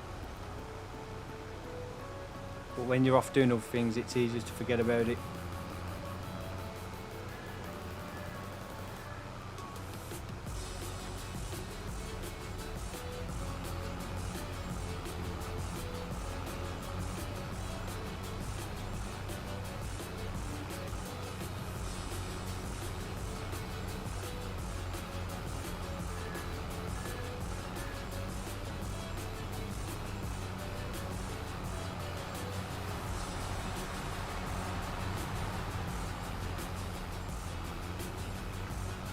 Kyle Wyman saying, hey Sim, watching this with my newborn daughter sleeping next to me. Have a great stream, everybody. Well, congratulations on the birth of your daughter, and thank you for watching the stream. Hope you're enjoying it. I'd rather say my son was just born on the 22nd, so congratulations to you as well. Arshan saying, hello Sim, I have a question. I cannot get the console commands to work. You need to enable console commands in the game settings XML file. You need to change a line of code for the developer controls from true to false. But if you're on PC, just use the easy development controls mod, which is this one. Everything you can do on the console commands you can do via this mod anyway, so you don't really need to use it now. There's obviously some things you can still do, but the basic stuff's all here. Changing the time, the weather and stuff like that. So to be honest, if you're on PC, just download the easy developer controls mod instead. It's much easier. So you can add money, just type in how much you want to add, or if you want to take away, just minus. I always forget that I've got this remove money typed in there. I'm so used to using the console commands, I still use these even though I've got the easy developer controls mod. That's on the basic, the in-game mod hub. Saves messing around trying to adjust an XML file, just install that instead.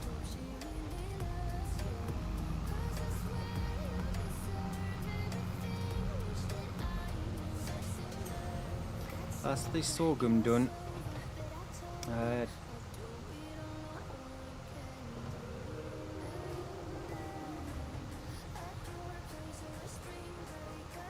So where are we? 25 to 10, so we've got just under an hour and a half left.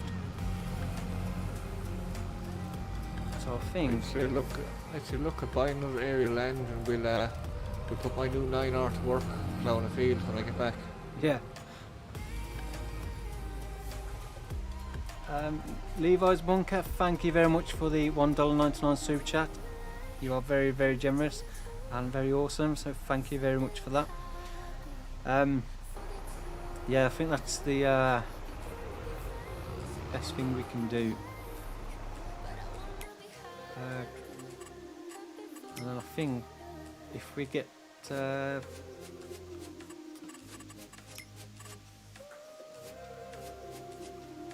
52 might be the best one to go for.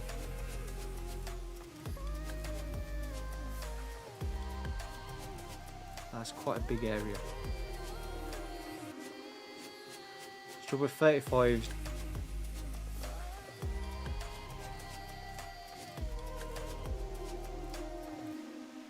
It's got quite a lot of water in, so it's like usable space we've got.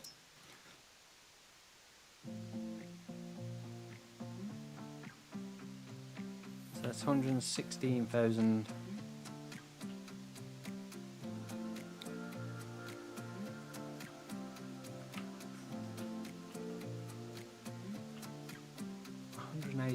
For that one, but again that's got kind of split, so I think 52 is going to be the best one to go for.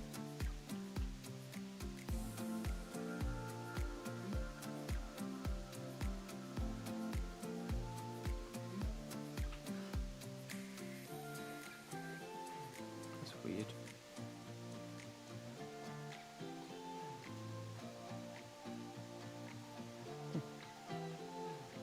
Why does that one show me how much? Hey? 26.4 million a hectare. Why does that one show up on there? That's not quite right. I don't think it's quite 26 million a hectare for that. We'll go with 52.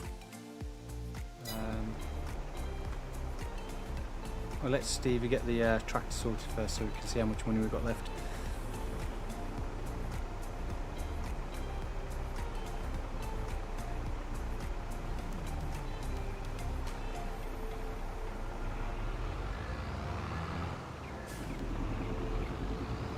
I was going to say we're just going to build that other shed as well. I don't think we'll quite have the money for it.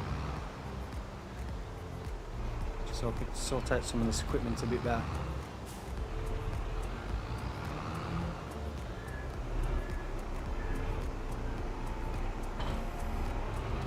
Drop that off there.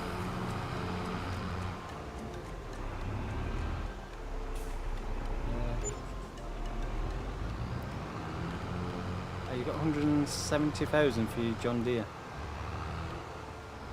Yeah, that's to buy my 9R now, no problem. A nice one.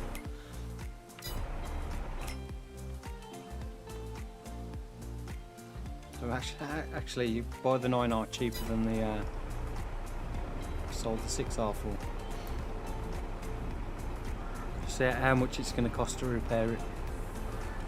Shouldn't be that much because we've got the mod on to reduce the repair costs a little bit.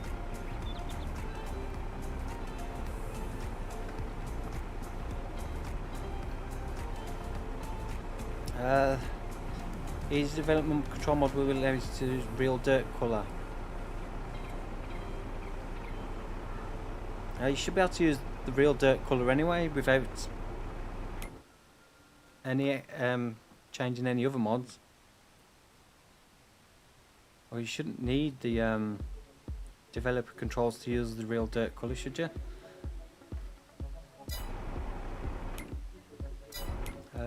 52.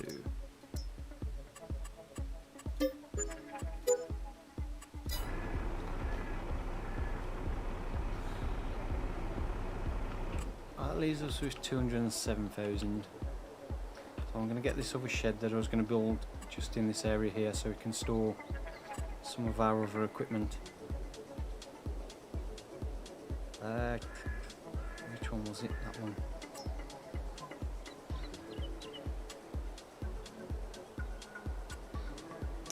Just thinking actually whether it's quite expensive though. This was the shed I was going to get to put here.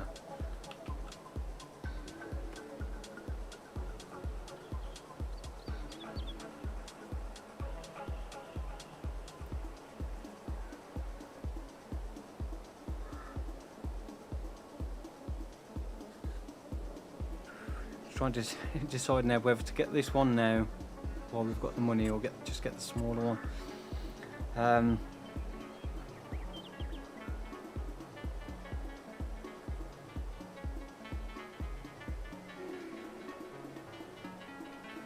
What do you reckon we should do? Should we get the bigger shed now or leave that one for later and get the smaller shed over here for now? If we have the money, I'd say buy the big one.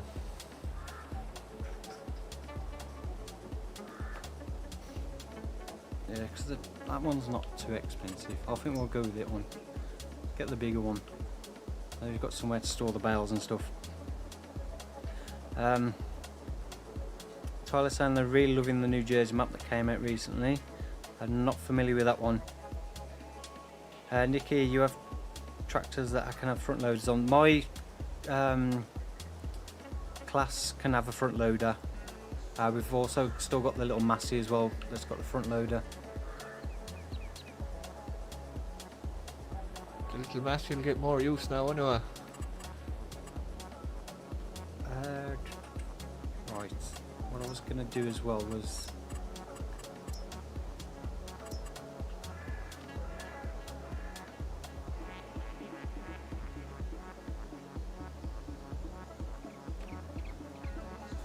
I need to work out how much space I need to leave for that.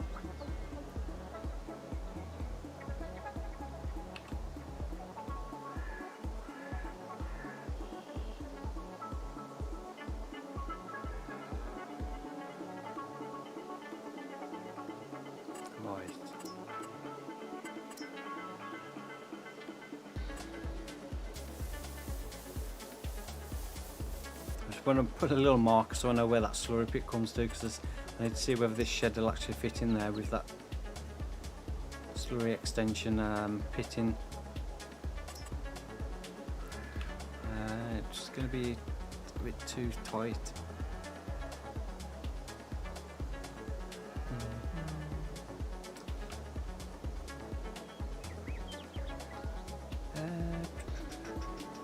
It doesn't matter actually, we could use a different one. Always put that one in instead. Alright, we'll do that. Apologies, I'm just trying to think in my head where we are going to put stuff. There'll be a new video tomorrow, yes, on... I can't remember which video I need to do for tomorrow. What was the last video I uploaded? No Man's Land, or I can't remember. Yeah, there'll definitely be a video up tomorrow, but I can't remember which one I need to actually do for tomorrow without looking.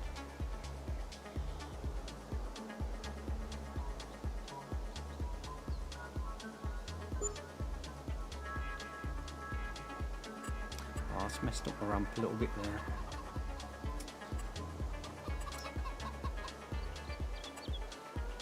Not to worry, we can narrow that path down a little bit. Yeah, whichever video was on Monday, then it'll be whatever that wasn't series wise.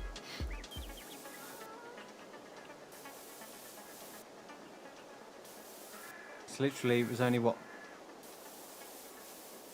2 days ago, and I can't remember what it was. That's how bad my memory is.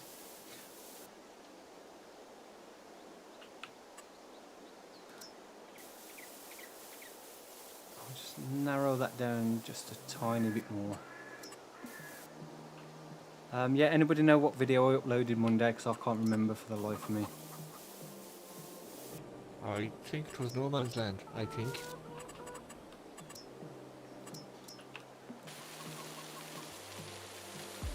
That's not letting me start this bit. Yeah, so if it was No Man's Land on Monday, then it'll be the West of Wales tomorrow.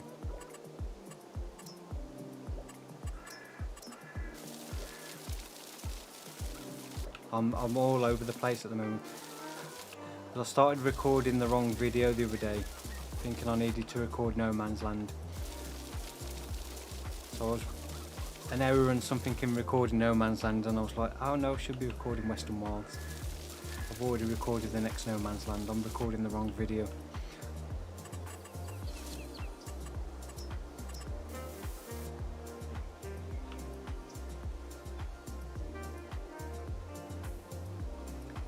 Oh, I did build that little shed as well so we can start storing the egg pallets in.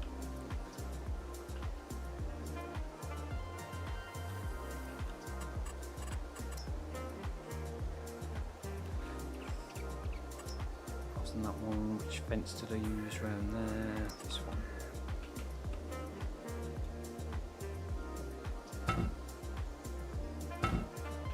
That's got a nice metal clunk to it when you build this. Never noticed that before.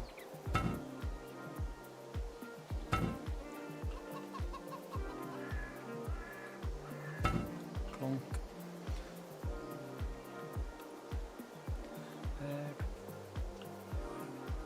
Right.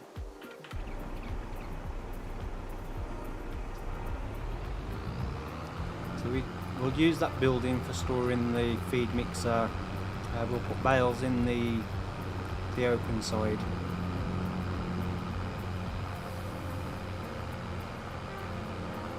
If we can't get a slowest extension to fit in that gap, we'll put something else in. So we can start storing bales in here, and then in this section we can put some of our equipment for the cows. So feed mixer, the milk tanker, and anything else we may need. I'm going to try and catch up with Stevie. He's started playing the new field.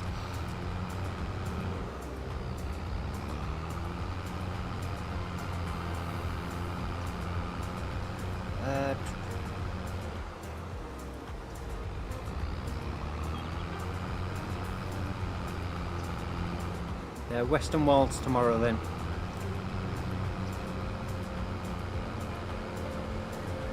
And then No Man's Land Friday, Western Wilds Saturday, and then Sunday for No Man's Land again is the plan.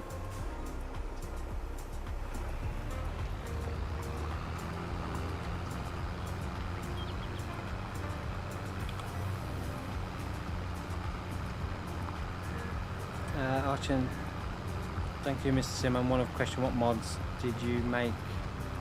The cleaning area is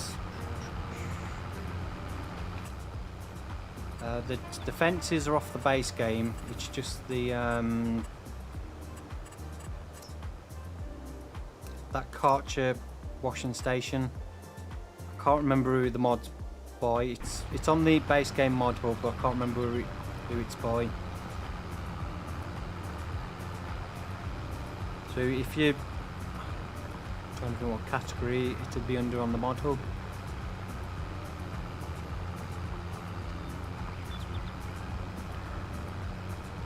Not sure. If you try searching Kart wash station or washing station, you should find it on the mod hub. The fences I just put round is from the base game fencing, and then I added a few decorative objects, some like barrels. That's from the placeable objects pack, which is also on the base game mod. I keep saying base game mod hub, on the mod hub, in-game mod hub. I think it's like 69 placeable objects or something like that. So I think I just added a little watering can, a few barrels, and a little like 5 litre containers. Kind of like all the rubbish we used to get around our wash station at the where I used to work. Used to have like 25 litre drums of detergent. We always used to have about 5 or 6 jerry cans of diesel, because we used to have a diesel heated one, so you could get the heat for the steam.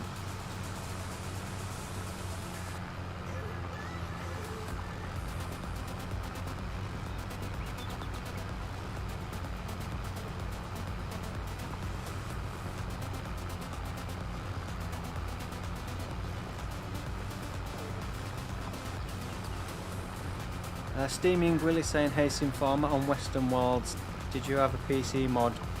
I saw, yeah, the digging the terrain on Western Wilds is the Terra Farm mod. You don't need it for the gold production, you just need stones. So you can just get stones off your field if you've got them enabled. So it's not, you don't need the Terra Farm mod to do gold production. That's just because I don't have field stones on it. It was the only way I could think of to actually get stones to be able to do the gold production.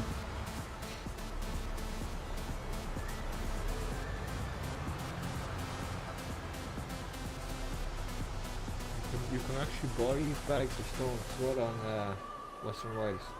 Yeah, I think I've not actually looked, but I think you can, can't you?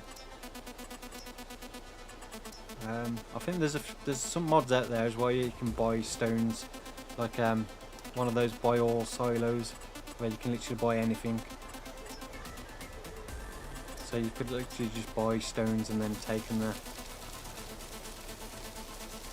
But I thought I wanted to give the Terraform mod a try out, and I thought that would be a good way to give it a try.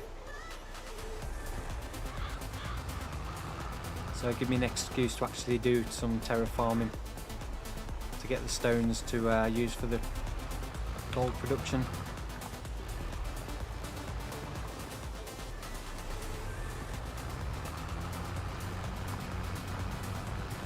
So I still need to have a play around that. I need to get some more mods installed as well that actually work with the terraform. Because other than that one ripper bucket for the FDR stuff, I don't think I actually have anything else that works with it. So I do need to get the equipment pack downloaded as well. We'll put it on here at some point, but it's just having a reason to actually use it. At the moment, I just don't see what, unless you're doing like role play where you want to kind of bulldoze, level an area before you put buildings on and stuff. I can see the use of it, but other than that, I just don't see the point in having it on here at the moment. So unless a separate gold production, or we could use the lime production mod.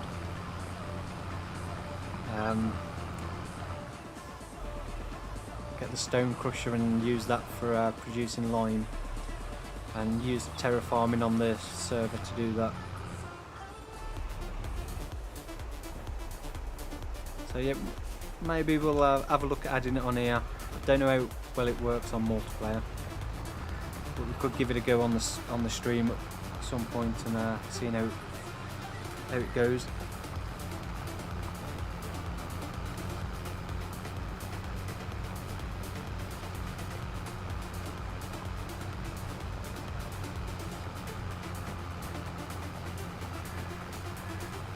The save game, you need to unzip the file first to get the folder, and then you need to place it in your Farming Simulator 22 folder with all your other save games. So if you're on PC, it's generally under My Documents or Documents My Games. You should have a Farming Simulator 22 folder in there, and then when you open that up, you should have all your save game folders. You need to place it in there. But you do need to unzip it first, so when you download it, it'll come as a zip file. So you need to extract the folder out of it and then put that into your Farm Simulator 22 folder. Just make sure that you don't already have a save game with the same number. If you do, you can change the number on the file before you add it in there.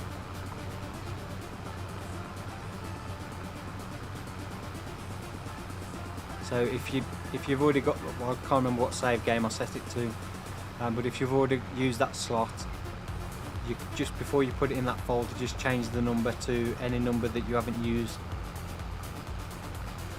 I usually set it to 20 because I don't know how many people actually have 20 different save games on Farm Simulator.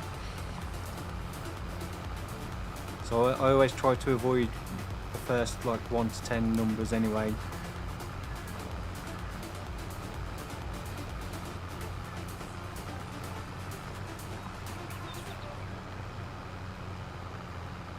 I forgot to unzip. Yeah, you need to unzip. The way Google Drive works, if you don't unzip it, when you download it, it just downloads all the files individually and not in a folder, which is a bit annoying.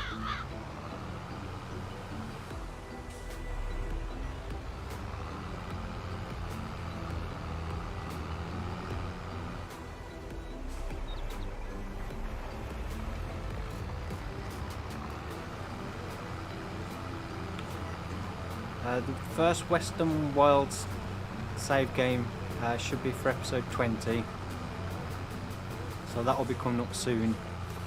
No Man's Land probably won't now update again until episode 100.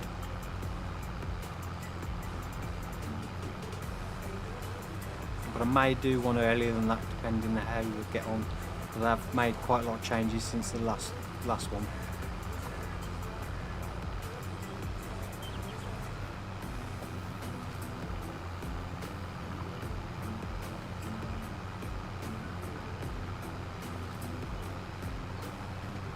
Sander Mulder, what is your favourite map to play on right now? I'm really enjoying the Western Worlds at the moment. But I've really started to enjoy No Man's Land again. Now I'm starting to get to a point where I can make more changes without worrying about what I'm spending money on. For ages on there I've just been at the point where I really wanted to do things and I just couldn't justify spending the money on doing things that weren't really going to make me any more money. But I'm getting to that point now where it doesn't matter too much, and I can quickly earn a few 100,000. So I've been able to start progressing a little bit more and expanding the yard out. So building the new arable farmyard, which is a lot of money that's not going to make me any more money. Buying the new tractor and stuff like that. So I'm starting to enjoy No Man's Land a little bit more now because of that. But really enjoying the Western Worlds because it's obviously a bit different, using different equipment as well. Progress on that is being a lot quicker. And this one as well, I'm really looking forward to the streams as well because I'm really looking forward to building up this farm.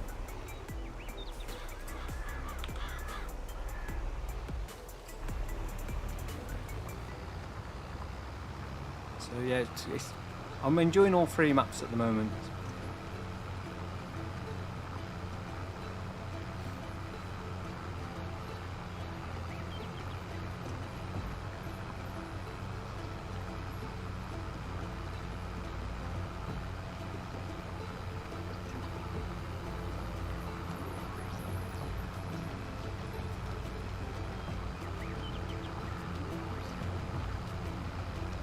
Terraform mod was from GitHub.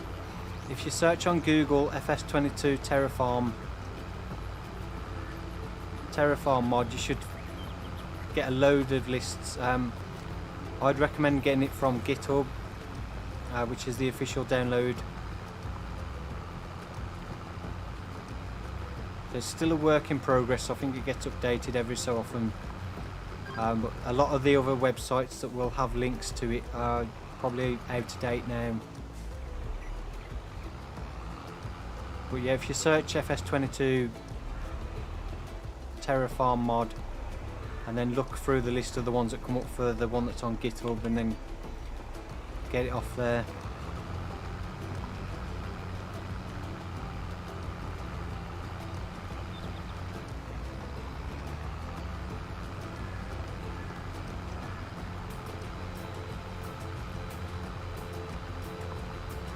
I much prefer using traditional plows because that's what's mostly used in the UK. But on a field like this, even with the biggest ones, it'd take a long time for us to get a field this size ploughed in. And I think everyone will get bored fairly quick.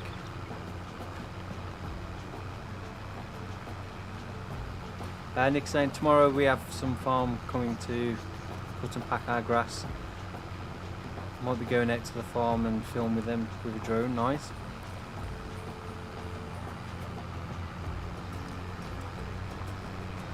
Gabrielle saying good night from Brazil. The field is going to be very big. Yep.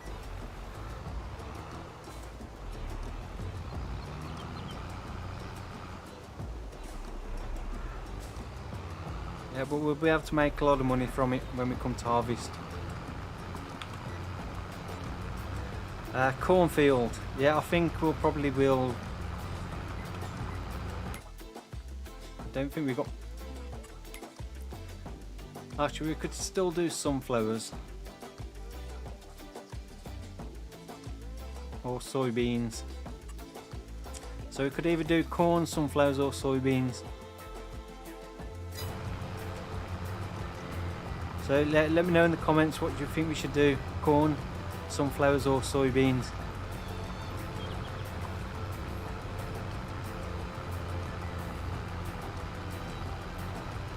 Shayna has to say hi, St. Farmer, hey to you.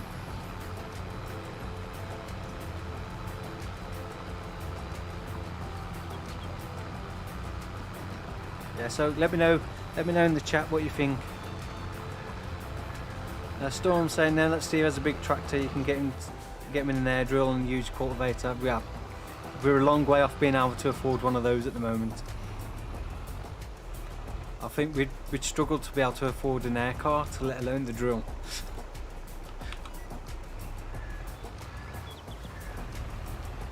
The only problem we have now is I don't have a tractor that can do mowing because I don't have front linkage. That's a good point. We'll just have to get the money to buy a Krona Big M. Yeah, exactly. I think it'd be funny going around the fields watching, say, you mowing with your class and me with the little baler on behind this suck.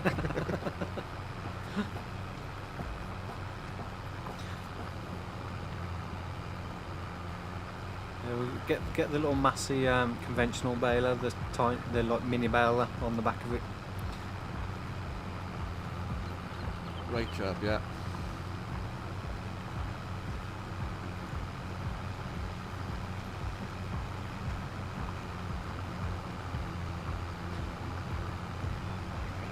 So we've got 2 for soybeans, most profitable crop. Less yield though. Storm saying sunflowers, Brian Waller saying soybeans toxically on. Nathan Owen saying corn. Archie saying I'd say do corn, so I think we're a bit even. Soybeans is I think winning just about. I think we've got 4 for soybeans.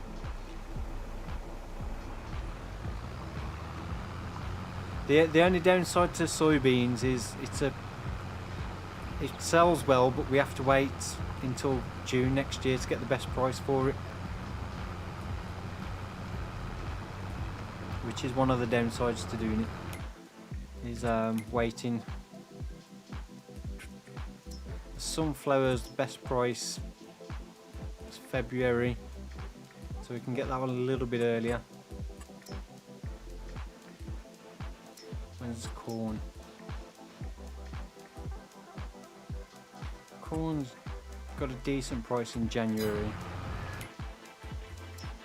Well, like the best price for soybeans is July, so we'd have to wait a good few months.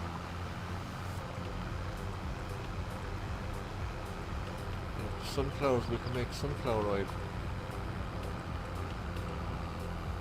Well, we could use all of it because we've got the farm productions mod, so we could do soy milk or soy drink with soybeans using that mod.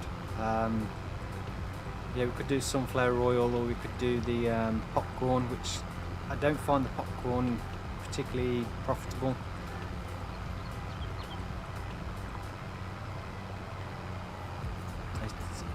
I have only got the small building, which production rate isn't super fast. But popcorn itself, the pallets don't sell for a huge amount.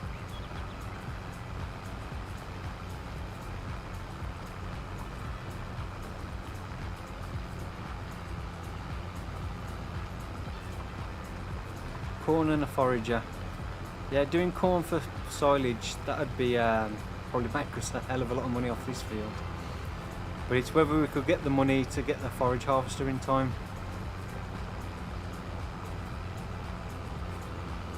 That's the only downside at the moment, is we don't really have much in the way of making money at the moment. Now, we've got the cows producing milk, but they're not going to produce that much milk over the next few months. So unless a forage harvester comes up on used equipment sales. So the sheep will start producing wool, which will look at getting the spinner in and the tailor shop set up again in the future. But again, they're slow production, so if we've got those, they're not going to make us much money for a long time. Jonah's saying, do you find the collectibles cheating? I don't find them necessarily cheating because they're part of the game. I don't tend to collect them myself.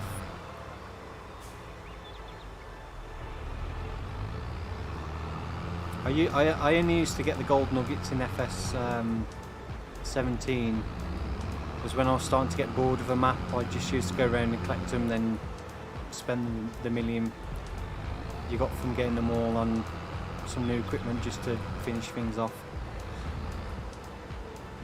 But I always like to try and actually earn the money rather than gain it easily. So they are part of the game, so if you want to collect them, they're there to be collected. That's the whole point of them. It's an option, you don't have to get them if you don't want to. If you don't like collecting, don't collect them.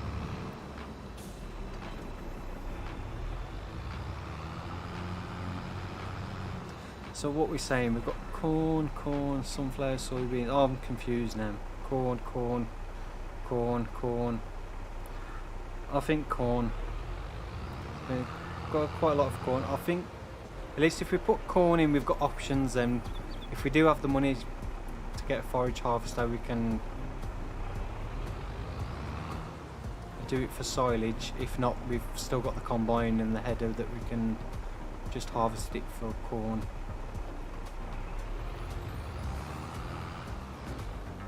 So what do you think, Stevie? I don't mind at all. We'll have spread line first then, or? Yeah. We need to take soil samples and get the line spread. Should have got the 3 point on the back of the Kubota and used that for the soil sampling. The little mess he's out of hibernation, as I say. Yeah.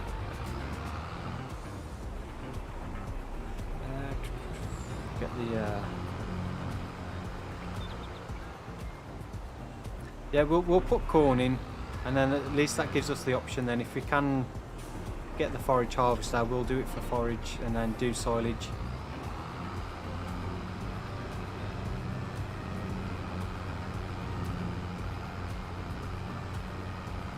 And I say it's not a massive issue if we don't have the money this year to get the forage harvester. We can look at getting one for next year. Oh, I should have filled this up first. Is there a corn dryer in FS22? I'm not aware of a corn dryer.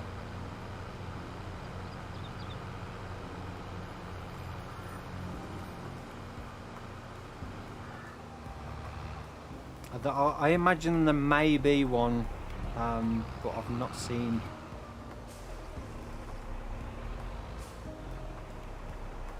Or if there's not, it probably won't be long before somebody comes up with one.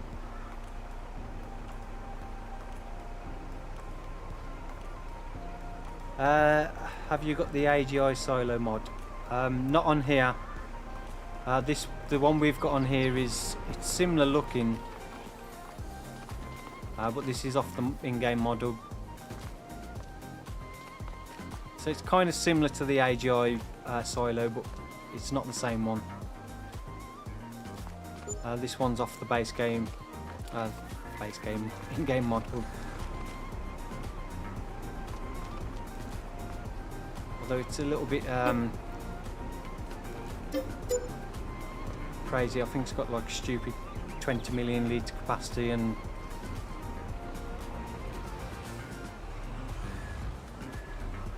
it costs 50,000. But I do have the AGI silos installed on Western Worlds, and I'll be using it on there.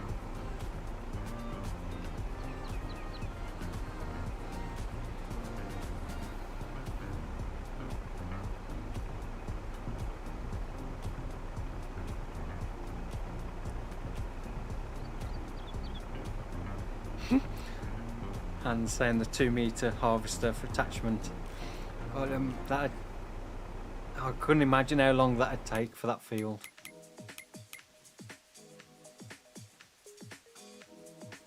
That would, to be honest, even just using a normal forage harvester, that's going to take a while. It's definitely one we'll probably get somebody else on to come and do some carting. I'll have to keep swapping things up. Yeah, we'd Probably need 1 to 2 extra drivers, But to be honest, doing something like that, you could probably do with like at least 4 people. Have one person compacting the clamp as you go, a couple of people carting, one person doing the actual foraging, then swap things over every now and then. We need a wheel loader and probably another couple of tractors, I'd say. Yep.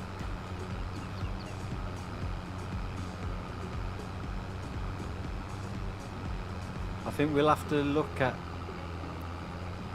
trying to get another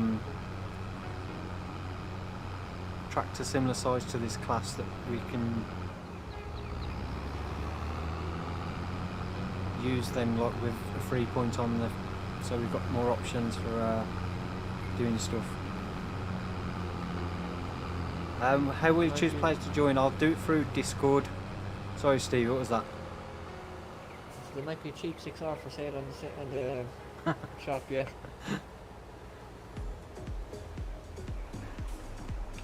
No, it hasn't come up. I've already taken and sent samples from the top of the field. Have you? I'll start Okay. there. Ah, nice one. I'll start over there then.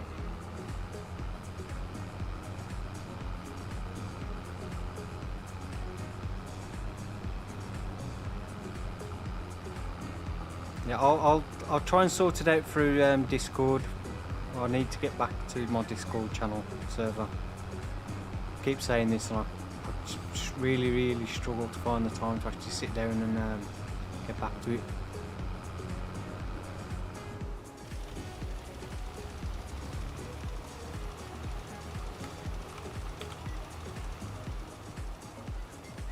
So yeah, I'll try and sort something out on Discord where I can message people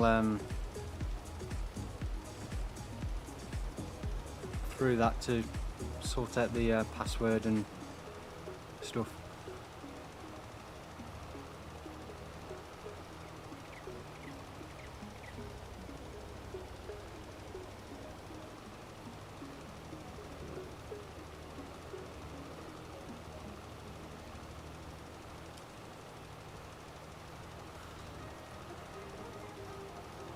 Corn dryer on King's mods or Kingston mods.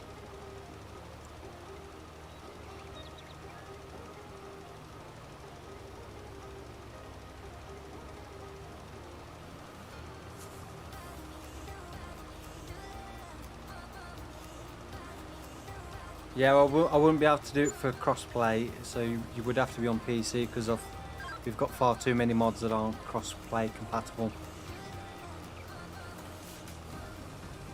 In the future, I may do a series where we just do cross-play,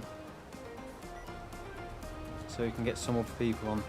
I still need to try and get my community server going, which I want to set up for a cross-play server.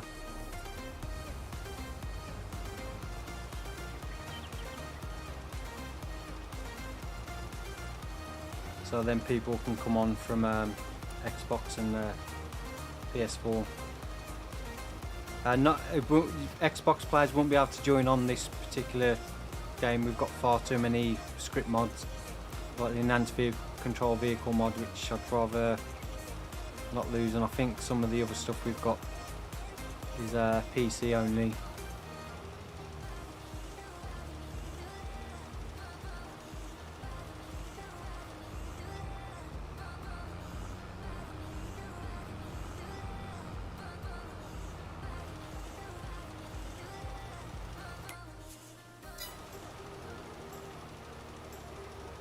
We're at harvesting this field. It's going to take a while just to spread the lime on it.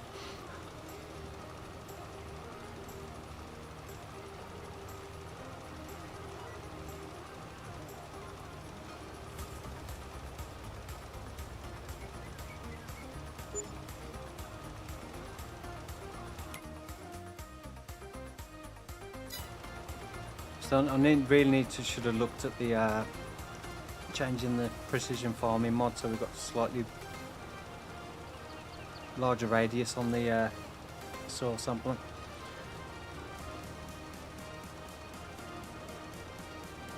The Keckling seeder, it's on the base game model. We don't have it installed on here because I didn't enable it, so I can't actually show you. At least I don't think I've got it installed. It's a dark blue 6-meter seed drill, so it'll be under seeders on the mod hub.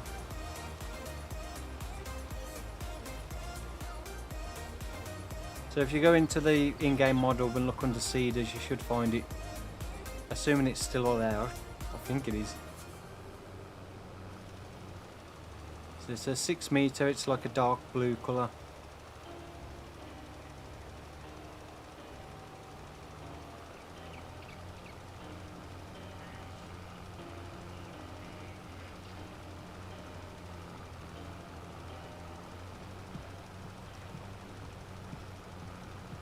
Shane said I'm going to get some breakfast and I'll be back. Breakfast at this time of night?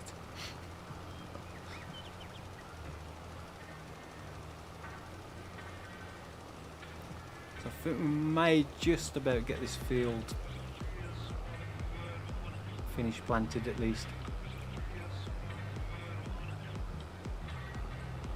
Before we finish up, we've got just over 40 minutes left before we finish up for tonight.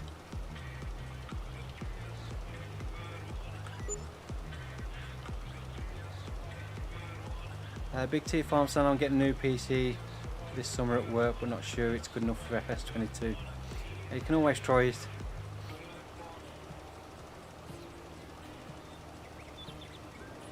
Monty saying hey Sim, hey to you. Welcome to the stream. Storm saying I have a 2060 Super at the moment, but I'm thinking of upgrading to a 3080 or something like that. It'd be a nice upgrade.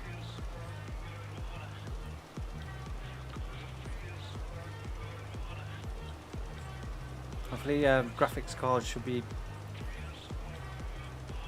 starting to get easier to get hold of, although because I've now bought mine, I don't know, I haven't looked to see what their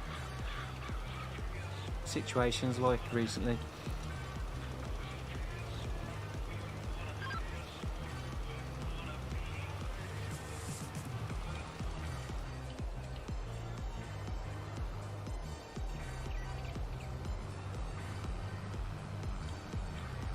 The Vaderstad seed drill is an 8-meter though in FS22, where in 19 it was only 6-meter. So it's a wider drill.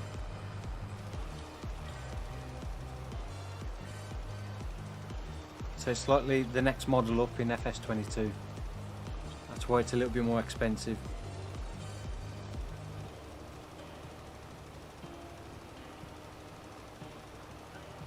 The 6-meter one from 19 would be nice though if they release that on mod hub.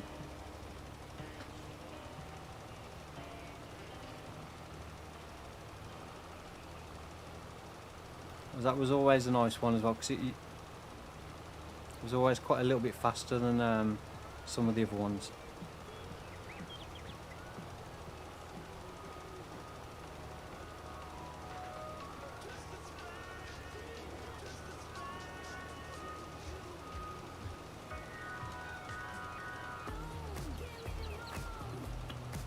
There was a modded one that had a 6-meter and 8-meter option, and then you could add on the extra fertilizer tank on that modded one. I think the base game one was just the one.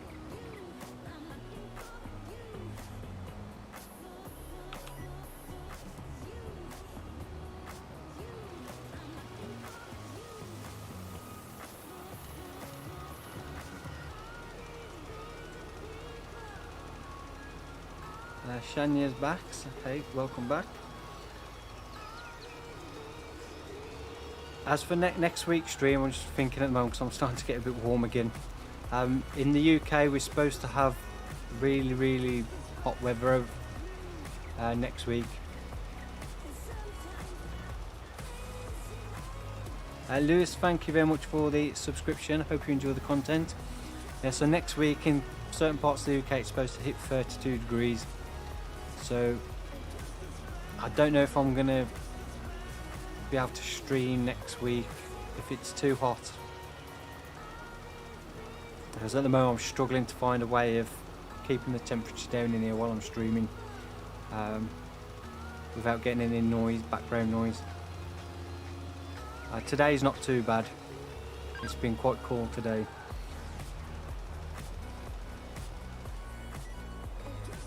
But if it is going to be like close to 30 degrees outside next week, then it may be a little bit too much for me. And the week after that I'm on holiday.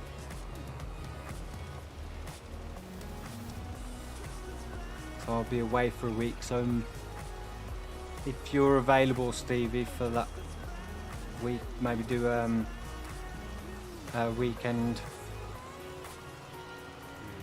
Yeah, it just all depends on what date the Saturday is. Saturday the 9th, I'm not available. Yeah, no, I'm away. I'm away from the 8th. So I'll go Friday the 8th till the Friday the 15th. I think I'm away. So I could do Saturday the 16th, but I can't do like the Wednesday that week. Yeah, that would probably work for me, I'd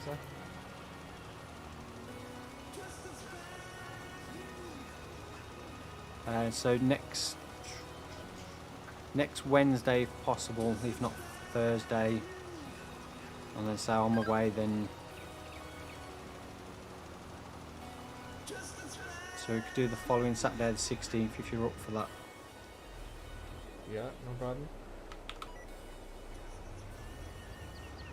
So we're not kind of like missing out on a week completely. GPS mod is the enhanced vehicle control mod. I'm not using a steering wheel currently, I'm using my Xbox controller. My steering wheel is currently on the floor next to me. Gathering dust at the moment.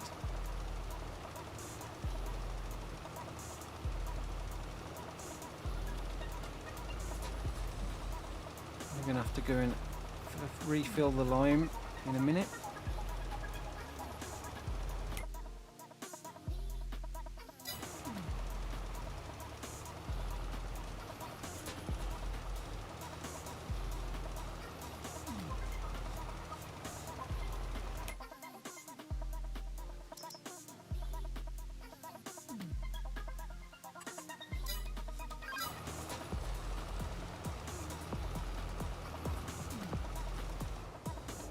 One thing I was actually going to look at, which I completely forgot I was going to do, and I've just spotted it, was looking at changing the planters for the Porsche Maestro. It's got a larger capacity seed and fertiliser tank.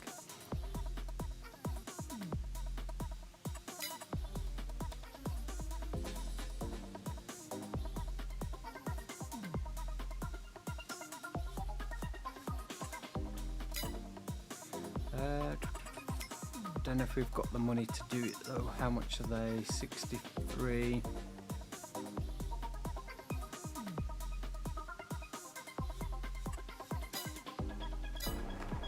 We may have enough money to do that. What's it looking like on that planter? How much have you used so far? I've used 33%. Going up one end and down one side and one end. Just thinking whether it would be worth selling those two and getting the Maestros, especially for a field like this, because you're probably going to be filling up 4 or 5 times. I'd say so. I'd say I'd have most of the seed reviews by the time I go around the field once. So yeah, it's the same width. The 9 meters, but it's got 9,000 litre capacity seed and fertiliser. Yeah, so probably once I'm empty here, I might cut the store so and trade this one for one of them. So yeah, I think it might be worth doing. Save a lot of time anyway. Yeah, exactly. So what do you like better for the IT runner system or the TLX?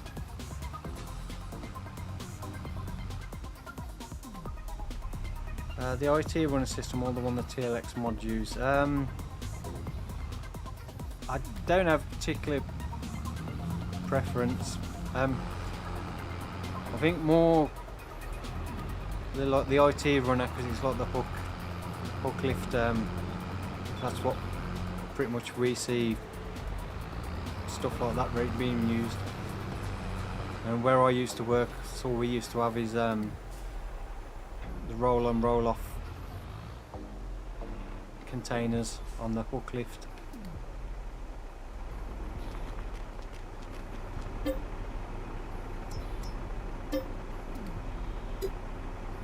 Oh, I nearly spent. I don't want solid fertiliser, I want lime. So I just put. Right. It's lime I want, not fertiliser. I prefer the IT runner system because I think it's a little bit more realistic changing them over. I don't know with the the TLX stuff.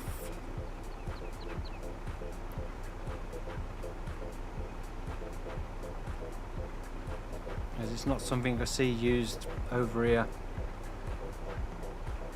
I like that sort of stuff. But for the game wise, I think either way, I think they both work reasonably well.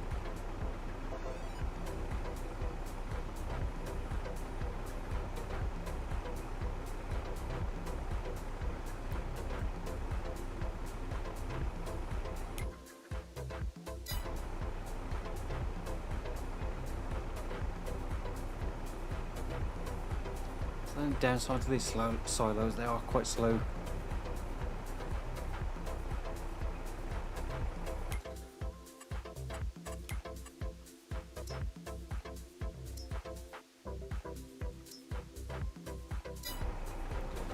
Fills up. We're just going to see how many pallets of eggs we've got.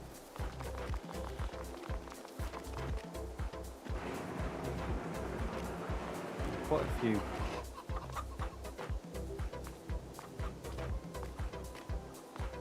So we're up to 720 chickens in there because the first 360 we put in have now reproduced. So this shed has a capacity of 1,500 in total.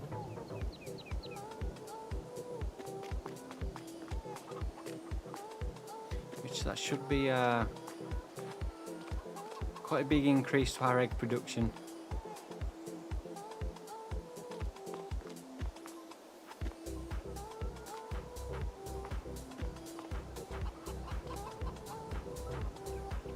Why is my doors not closing? I broke my doors. Well, they can stay open. So where are we on the chickens? So reproduction's 50%. They obviously need to get to 6 months before they can start their reproduction cycle. So another few months we should get another 360, and then the next reproduction cycle after that will probably be up to capacity. We're not rolling the fields at the moment because we don't have a roller, and I don't think at the moment it's worth investing in a roller for the actual yield percentage increase in the yield. The wrong way, but we'll possibly look at getting a one of the larger rollers at some point.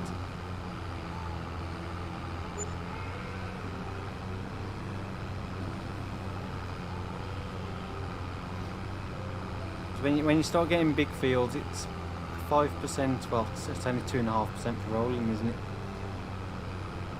I keep forgetting it's not 5%, it's only 2.5% and 2.5% for mulching, which is also something we don't do.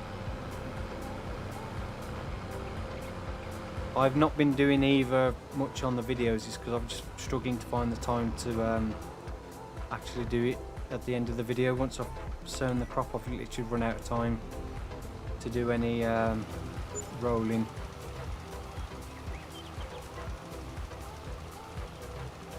And then usually I'll skip through to the next month between videos, so by then it's the crop's gone to the first growth stage and it's too late to actually do it. So it's not something I've been doing much of, or I haven't actually done it for a while.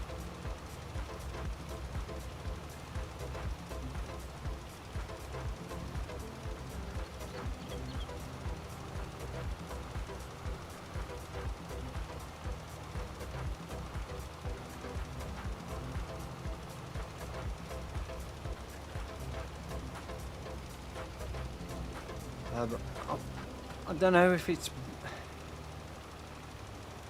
one of those jobs. It's like, is it actually worth taking the time to roll your fields?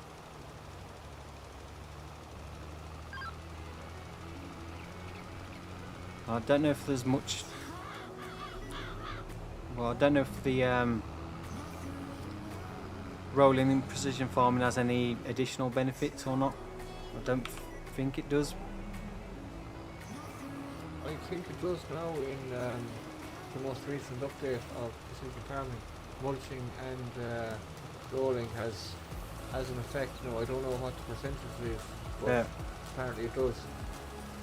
Now, it's not something I've even tried yet with precision farming to see if it's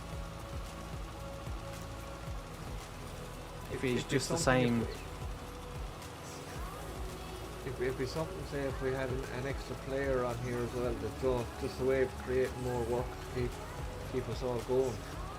The mulching and the rolling would be grand then. Yeah. So if you've got more people to help out doing those kind of things, it gives more people things to do in that. It'll be worth starting to do it. Group Master 14 saying, "Yo Sim, how are you? I'm very well, thank you. Hope you are too." Stevie's doing it. Brian saying, "I feel like rolling takes too long." Yes, it's one of those. It's like, it's a nice idea adding it to the game, as it does give you something else to do, but I just don't think the benefit of doing it is enough, at least in the base game anyway, to make it worth doing. Had it been like a 10% increase for doing it, then I think it'd be more worth doing, and like 10% then for the mulching as well.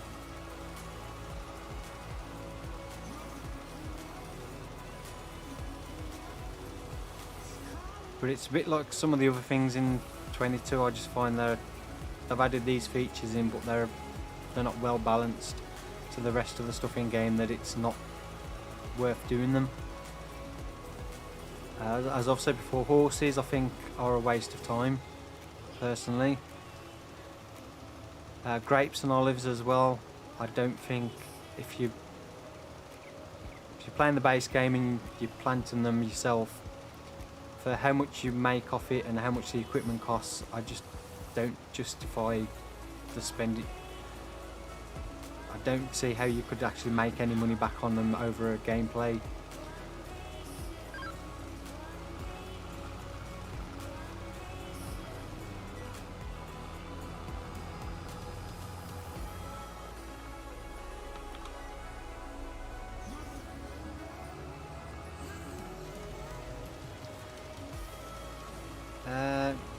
You know a good mod for measuring logs when cutting them? Yeah, Measure.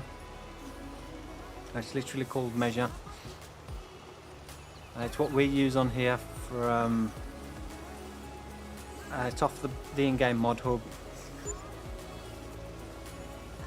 You use left alt and then the right mouse button to set your 0 and then it shows you on the F1 help menu your distance you move along the log.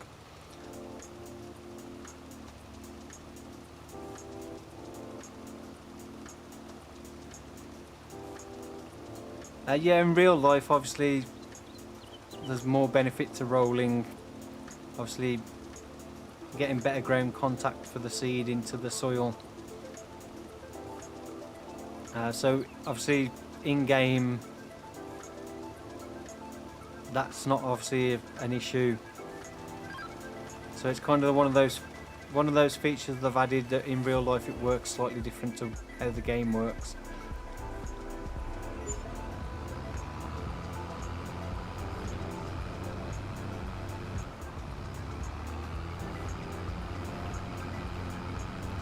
Well, I think, yeah, if they increased it from 2.5% to 10%, I'd be more inclined to do it every time.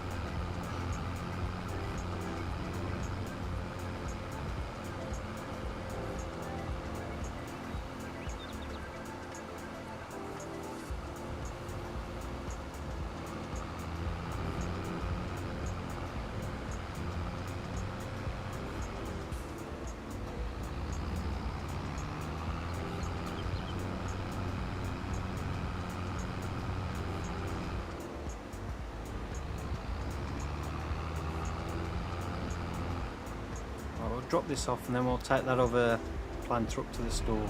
Well,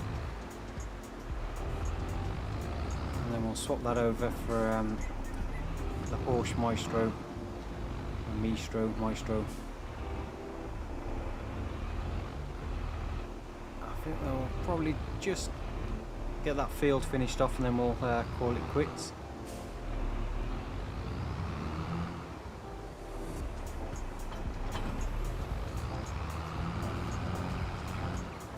So I think what we'll probably need to do next time is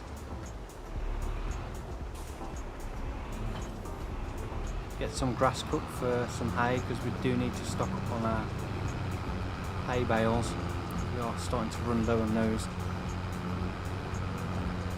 So we'll probably cut that grass area just in front of us here. We'll ted that for hay and bale it up for hay bales.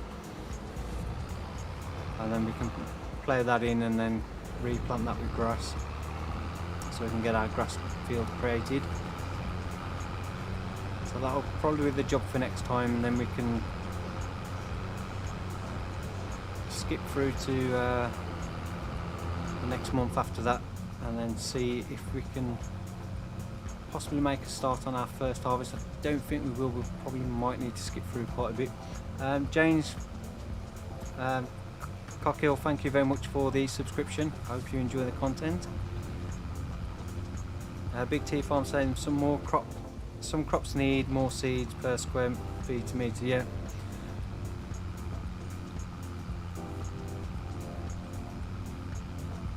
So where you can see the seed rate at the top, the variable seed rate. It shows you on the map depending on the soil, the type of soil you've got.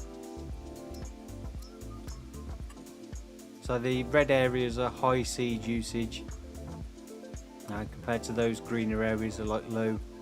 So you sow far less seed in there than you will in the high one.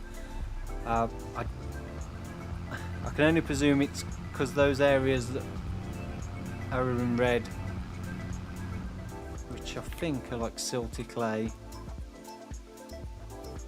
yeah, it's probably to ensure actual germination.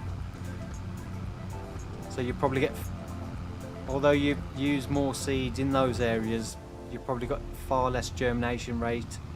So to ensure you do get some crops growing, you'll put more in the ground, so you've got a higher chance of seeds germinating in those areas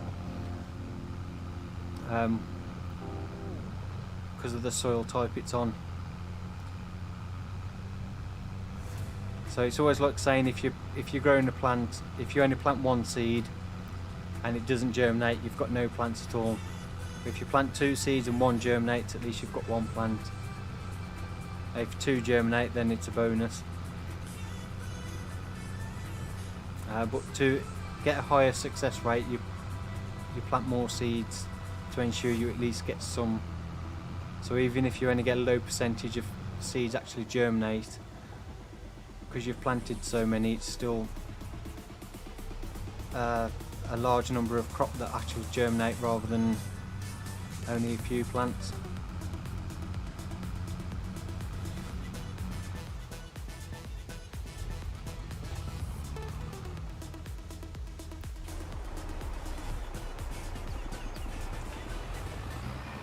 I'm not actually sure where the trigger is to sell stuff up here.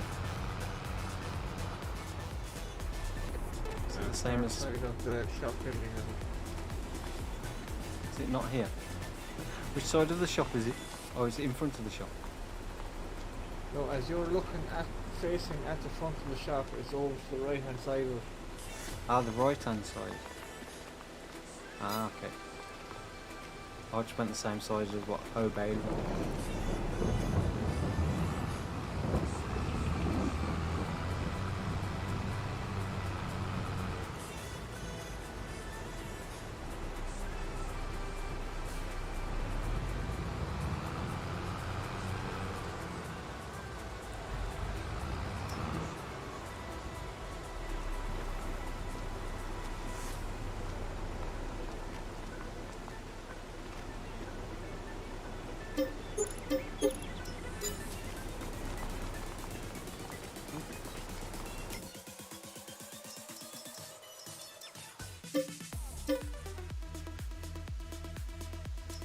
I don't want to sell the vehicle.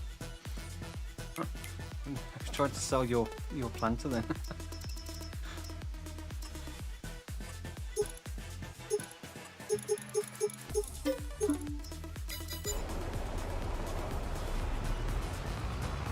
Be William saying good afternoon, Sim Farmer. Good afternoon to you. Fat fingers. No worries. James Ansell saying hi, Sim. Hey to you. And welcome to the stream, both of you. Hope you're having a great week.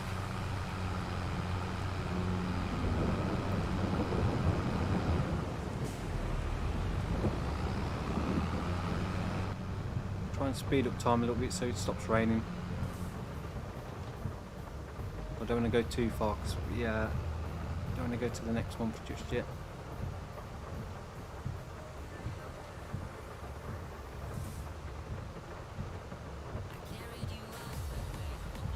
Struggle with reversing the dolly trailer.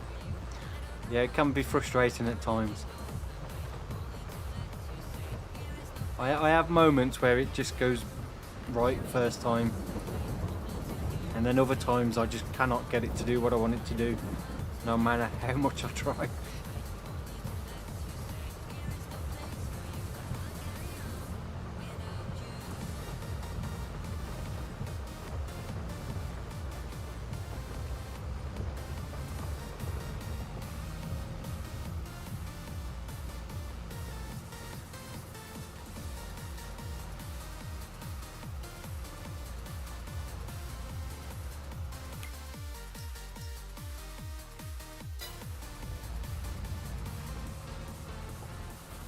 On the time there again.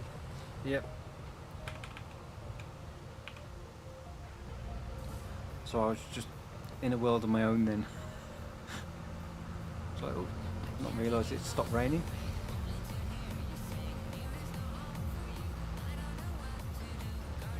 Just trying to think then how we could what we could do to make some money.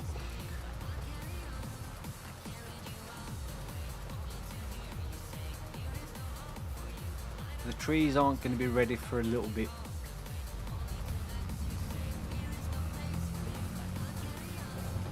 As soon as we harvest the sugar beet, we build the sugar factory and then a donut factory, and they were like loads of money. Yeah. So once we've got, once the crops have actually grown, we'll be able to start making a decent amount of money. But just thinking in between then. We need a grain mill first though before the donut factory, don't we? That needs flour, I think. Yeah, that's the trouble with some of the productions, that you can make a lot of money from them, but they're not quick at making the money.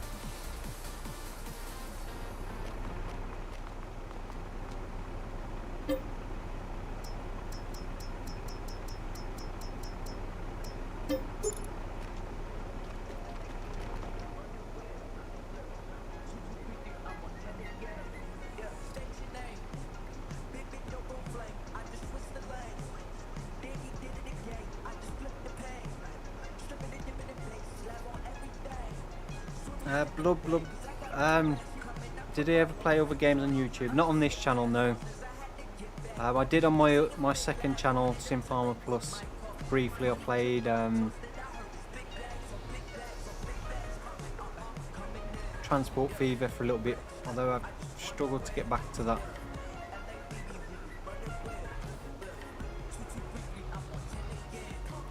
I'm not feeling it.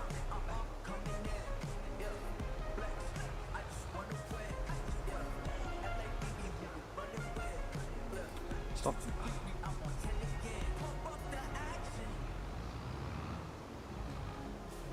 Oh, you can tell me now this silo's probably empty. Is it? No, there's plenty in there. Did you have trouble filling the seed up? Make sure you have the right cover open, the big cover on the seeder, and then be under the spout with it, and it should fit.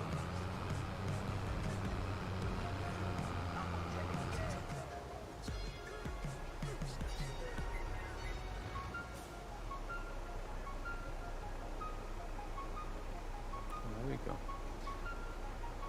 I've got the big cover up open, but that's filled up with fertilizer. But then when I've got the small cover open for the seed, it's not filling up. I've done it now anyway. BGA maybe, yeah. If we do the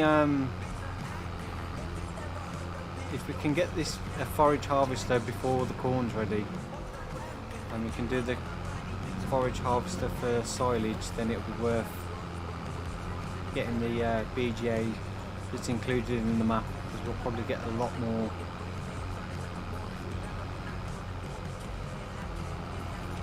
from doing silage at the BGA than we would selling it straight off. But then I don't know what the kind of production rate is on the BGA, and how much you can actually process in a day or a month.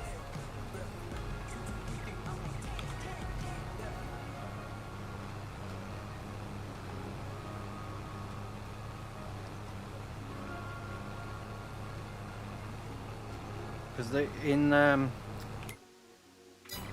Calm Lands there is like a modified BGA that comes with the map, which is only 180,000.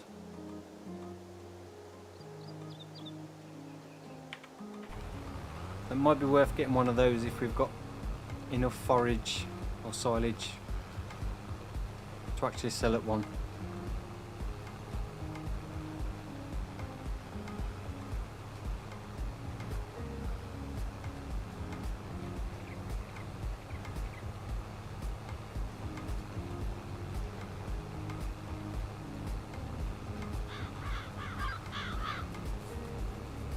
We'll see how it goes anyway.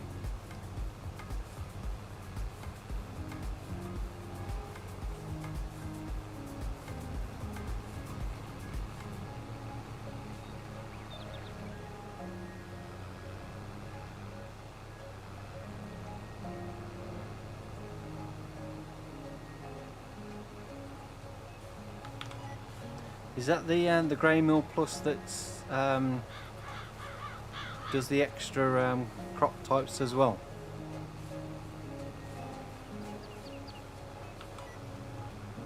I installed one recently that you can do. You can take corn to it and some other stuff. That I may look at using on the Western Wilds as something a bit different. The sawmill I'm using on the Western Wilds would make a lot of money fast if we got the wood. Well, it's a little bit too fast. But I think even if you slowed that down a little bit, you'd probably still get a decent rate out of it.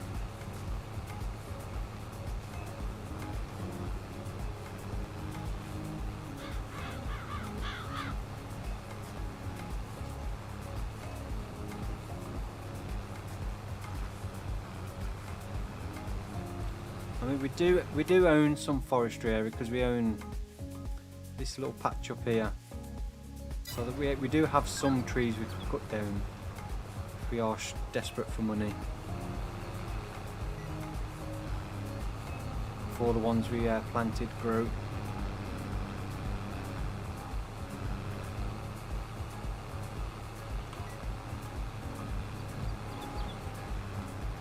It makes all flour and cornmeal. It might be the one I installed the other day.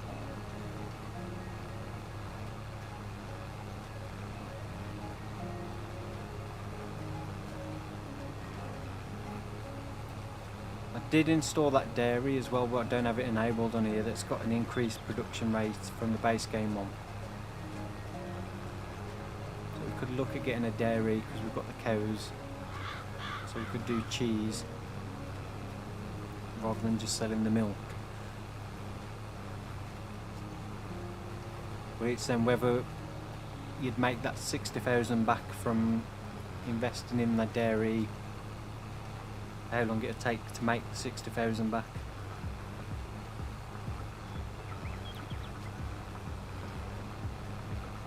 We'll have to have a look and see. So we're just coming up to 8 minutes to 11. So we'll finish this field off and then we'll call it quits for this evening. So hopefully we can get a stream next week. And then the week after that will be on the Saturday the 16th.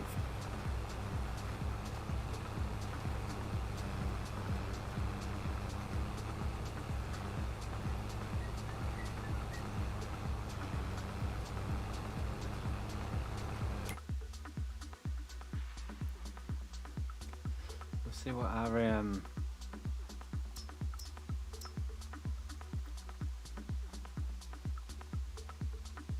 our environmental score.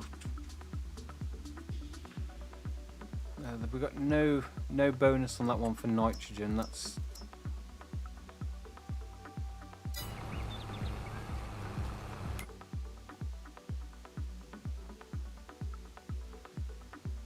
not particularly good.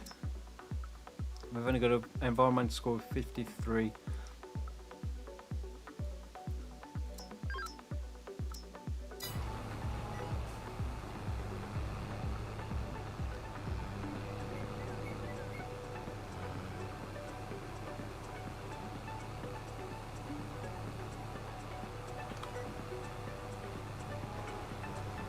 Depending on the map, you have to set the special corn product selling grid to get rid of it. It's not an issue. You can always find somewhere to put a sell point down for stuff like that. I had to add the extra one on Western Wilds for the pallets off the new production mill, because they're not accepted at the base game or the map sell points.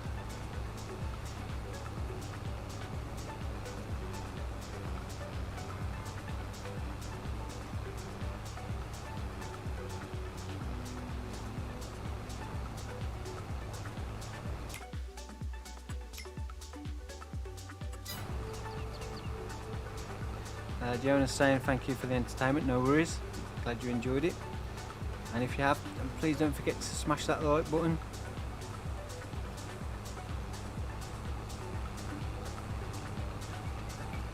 I really do appreciate it.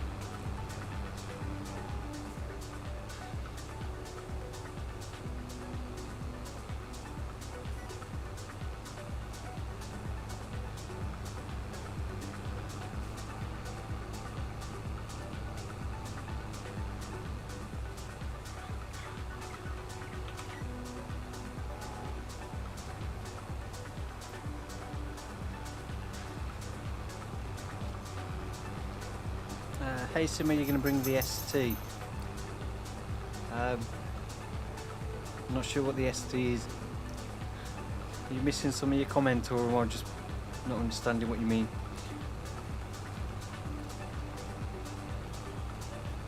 The system of putting several farms. Yeah. Yeah, in Western Worlds I'll be doing that. I'll be having separate farms for the different areas of the map, similar to what No Man's Land was.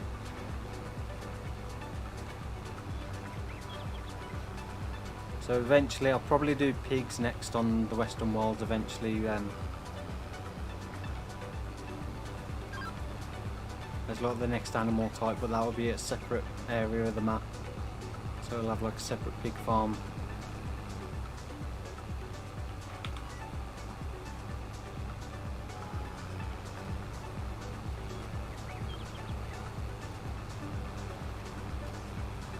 Alexandre saying goodbye, Sim and Stevie. Good stream and have a good night, and you, and enjoy the rest of your week.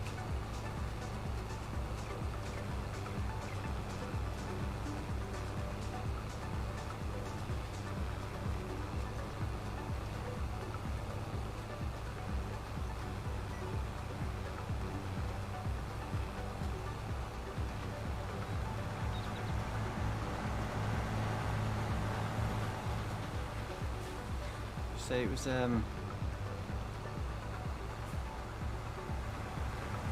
much better with these planters than would have been using those other two. Yes, indeed. Just the fact that having more seed and fertilizer was great. Yeah. It's one of the reasons why I did them on, and I completely forgot to put them on here, and then I'm just looking at the planters to see if we've got any bigger ones. I remembered there was on here. Yeah, no, it's a great mod to add, especially because it's actually cheap compared to planters of the same size as well. Yeah, it's not a bad price for what it is.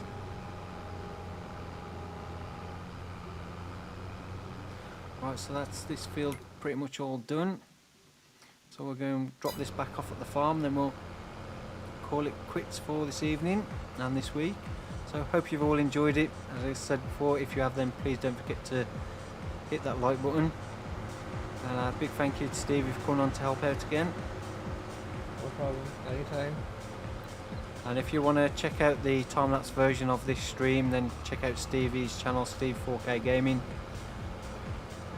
There's a link in the video description down below, so you can go and watch the time-lapse of the previous streams as well if you want to catch up from where we started off on here or from No Man's Land on the previous streams. All the time-lapse videos for those streams are on Stevie's channel, so go and check those out and give him a sub.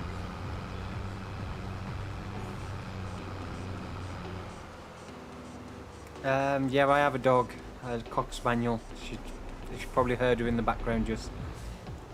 She knows it's time to go out, so she's literally just got up.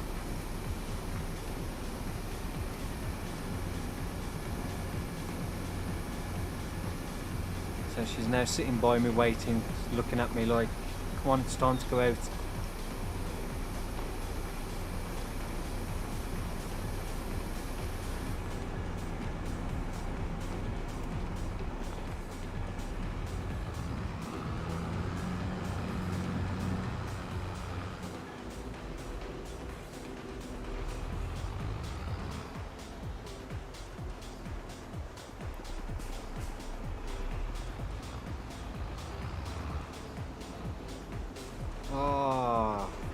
Planters don't fit under the shelter. Sliding down the new shed you built, I think that's a bit higher. That's why I left my plough earlier. On the new one, I'd say you fit it under if you fold it a little bit. I don't think you fit both under. Well, I'll leave it here for now. We can sort these out next time. Have a bit of a tidy up and move things around a little bit.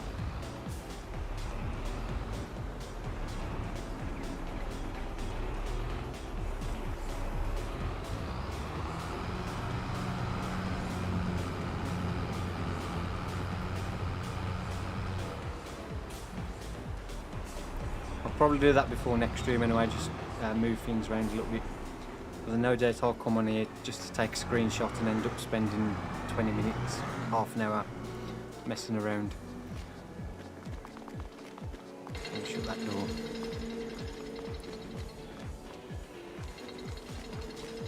I'll wait for Stevie, he's got to give us a lift home. Hopefully this time I won't send the UTV halfway across the map. There we go. Hans saying goodbye, Sim and Stevie, and goodbye all.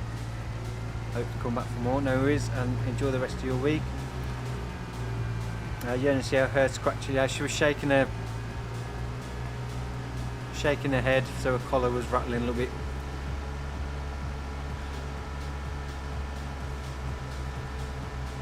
Yeah, so if you didn't see the other stream, we planted a load of trees over. Well, Stevie planted a load of trees over there, but they're going to be a while before they're ready to harvest. Thank you for the lift, and thank you for the help. I'll see you next week. Oh, he's crashed into my edge, wrecking my house. It's okay, your house is actually built on a stranger's land. We actually don't own that land. Yeah, I did notice that earlier. I was like, I'd gone a little bit too far back. Never mind.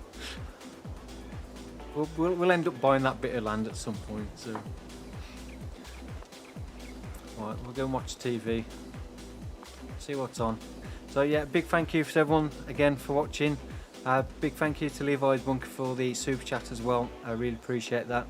And to the new subscribers. And yeah, there'll be a new video tomorrow. And then hopefully I should be back to normal for the rest of the week and the weekend. So take care. Enjoy the rest of your week. Have a great weekend. And I'll see you all next week. Goodbye.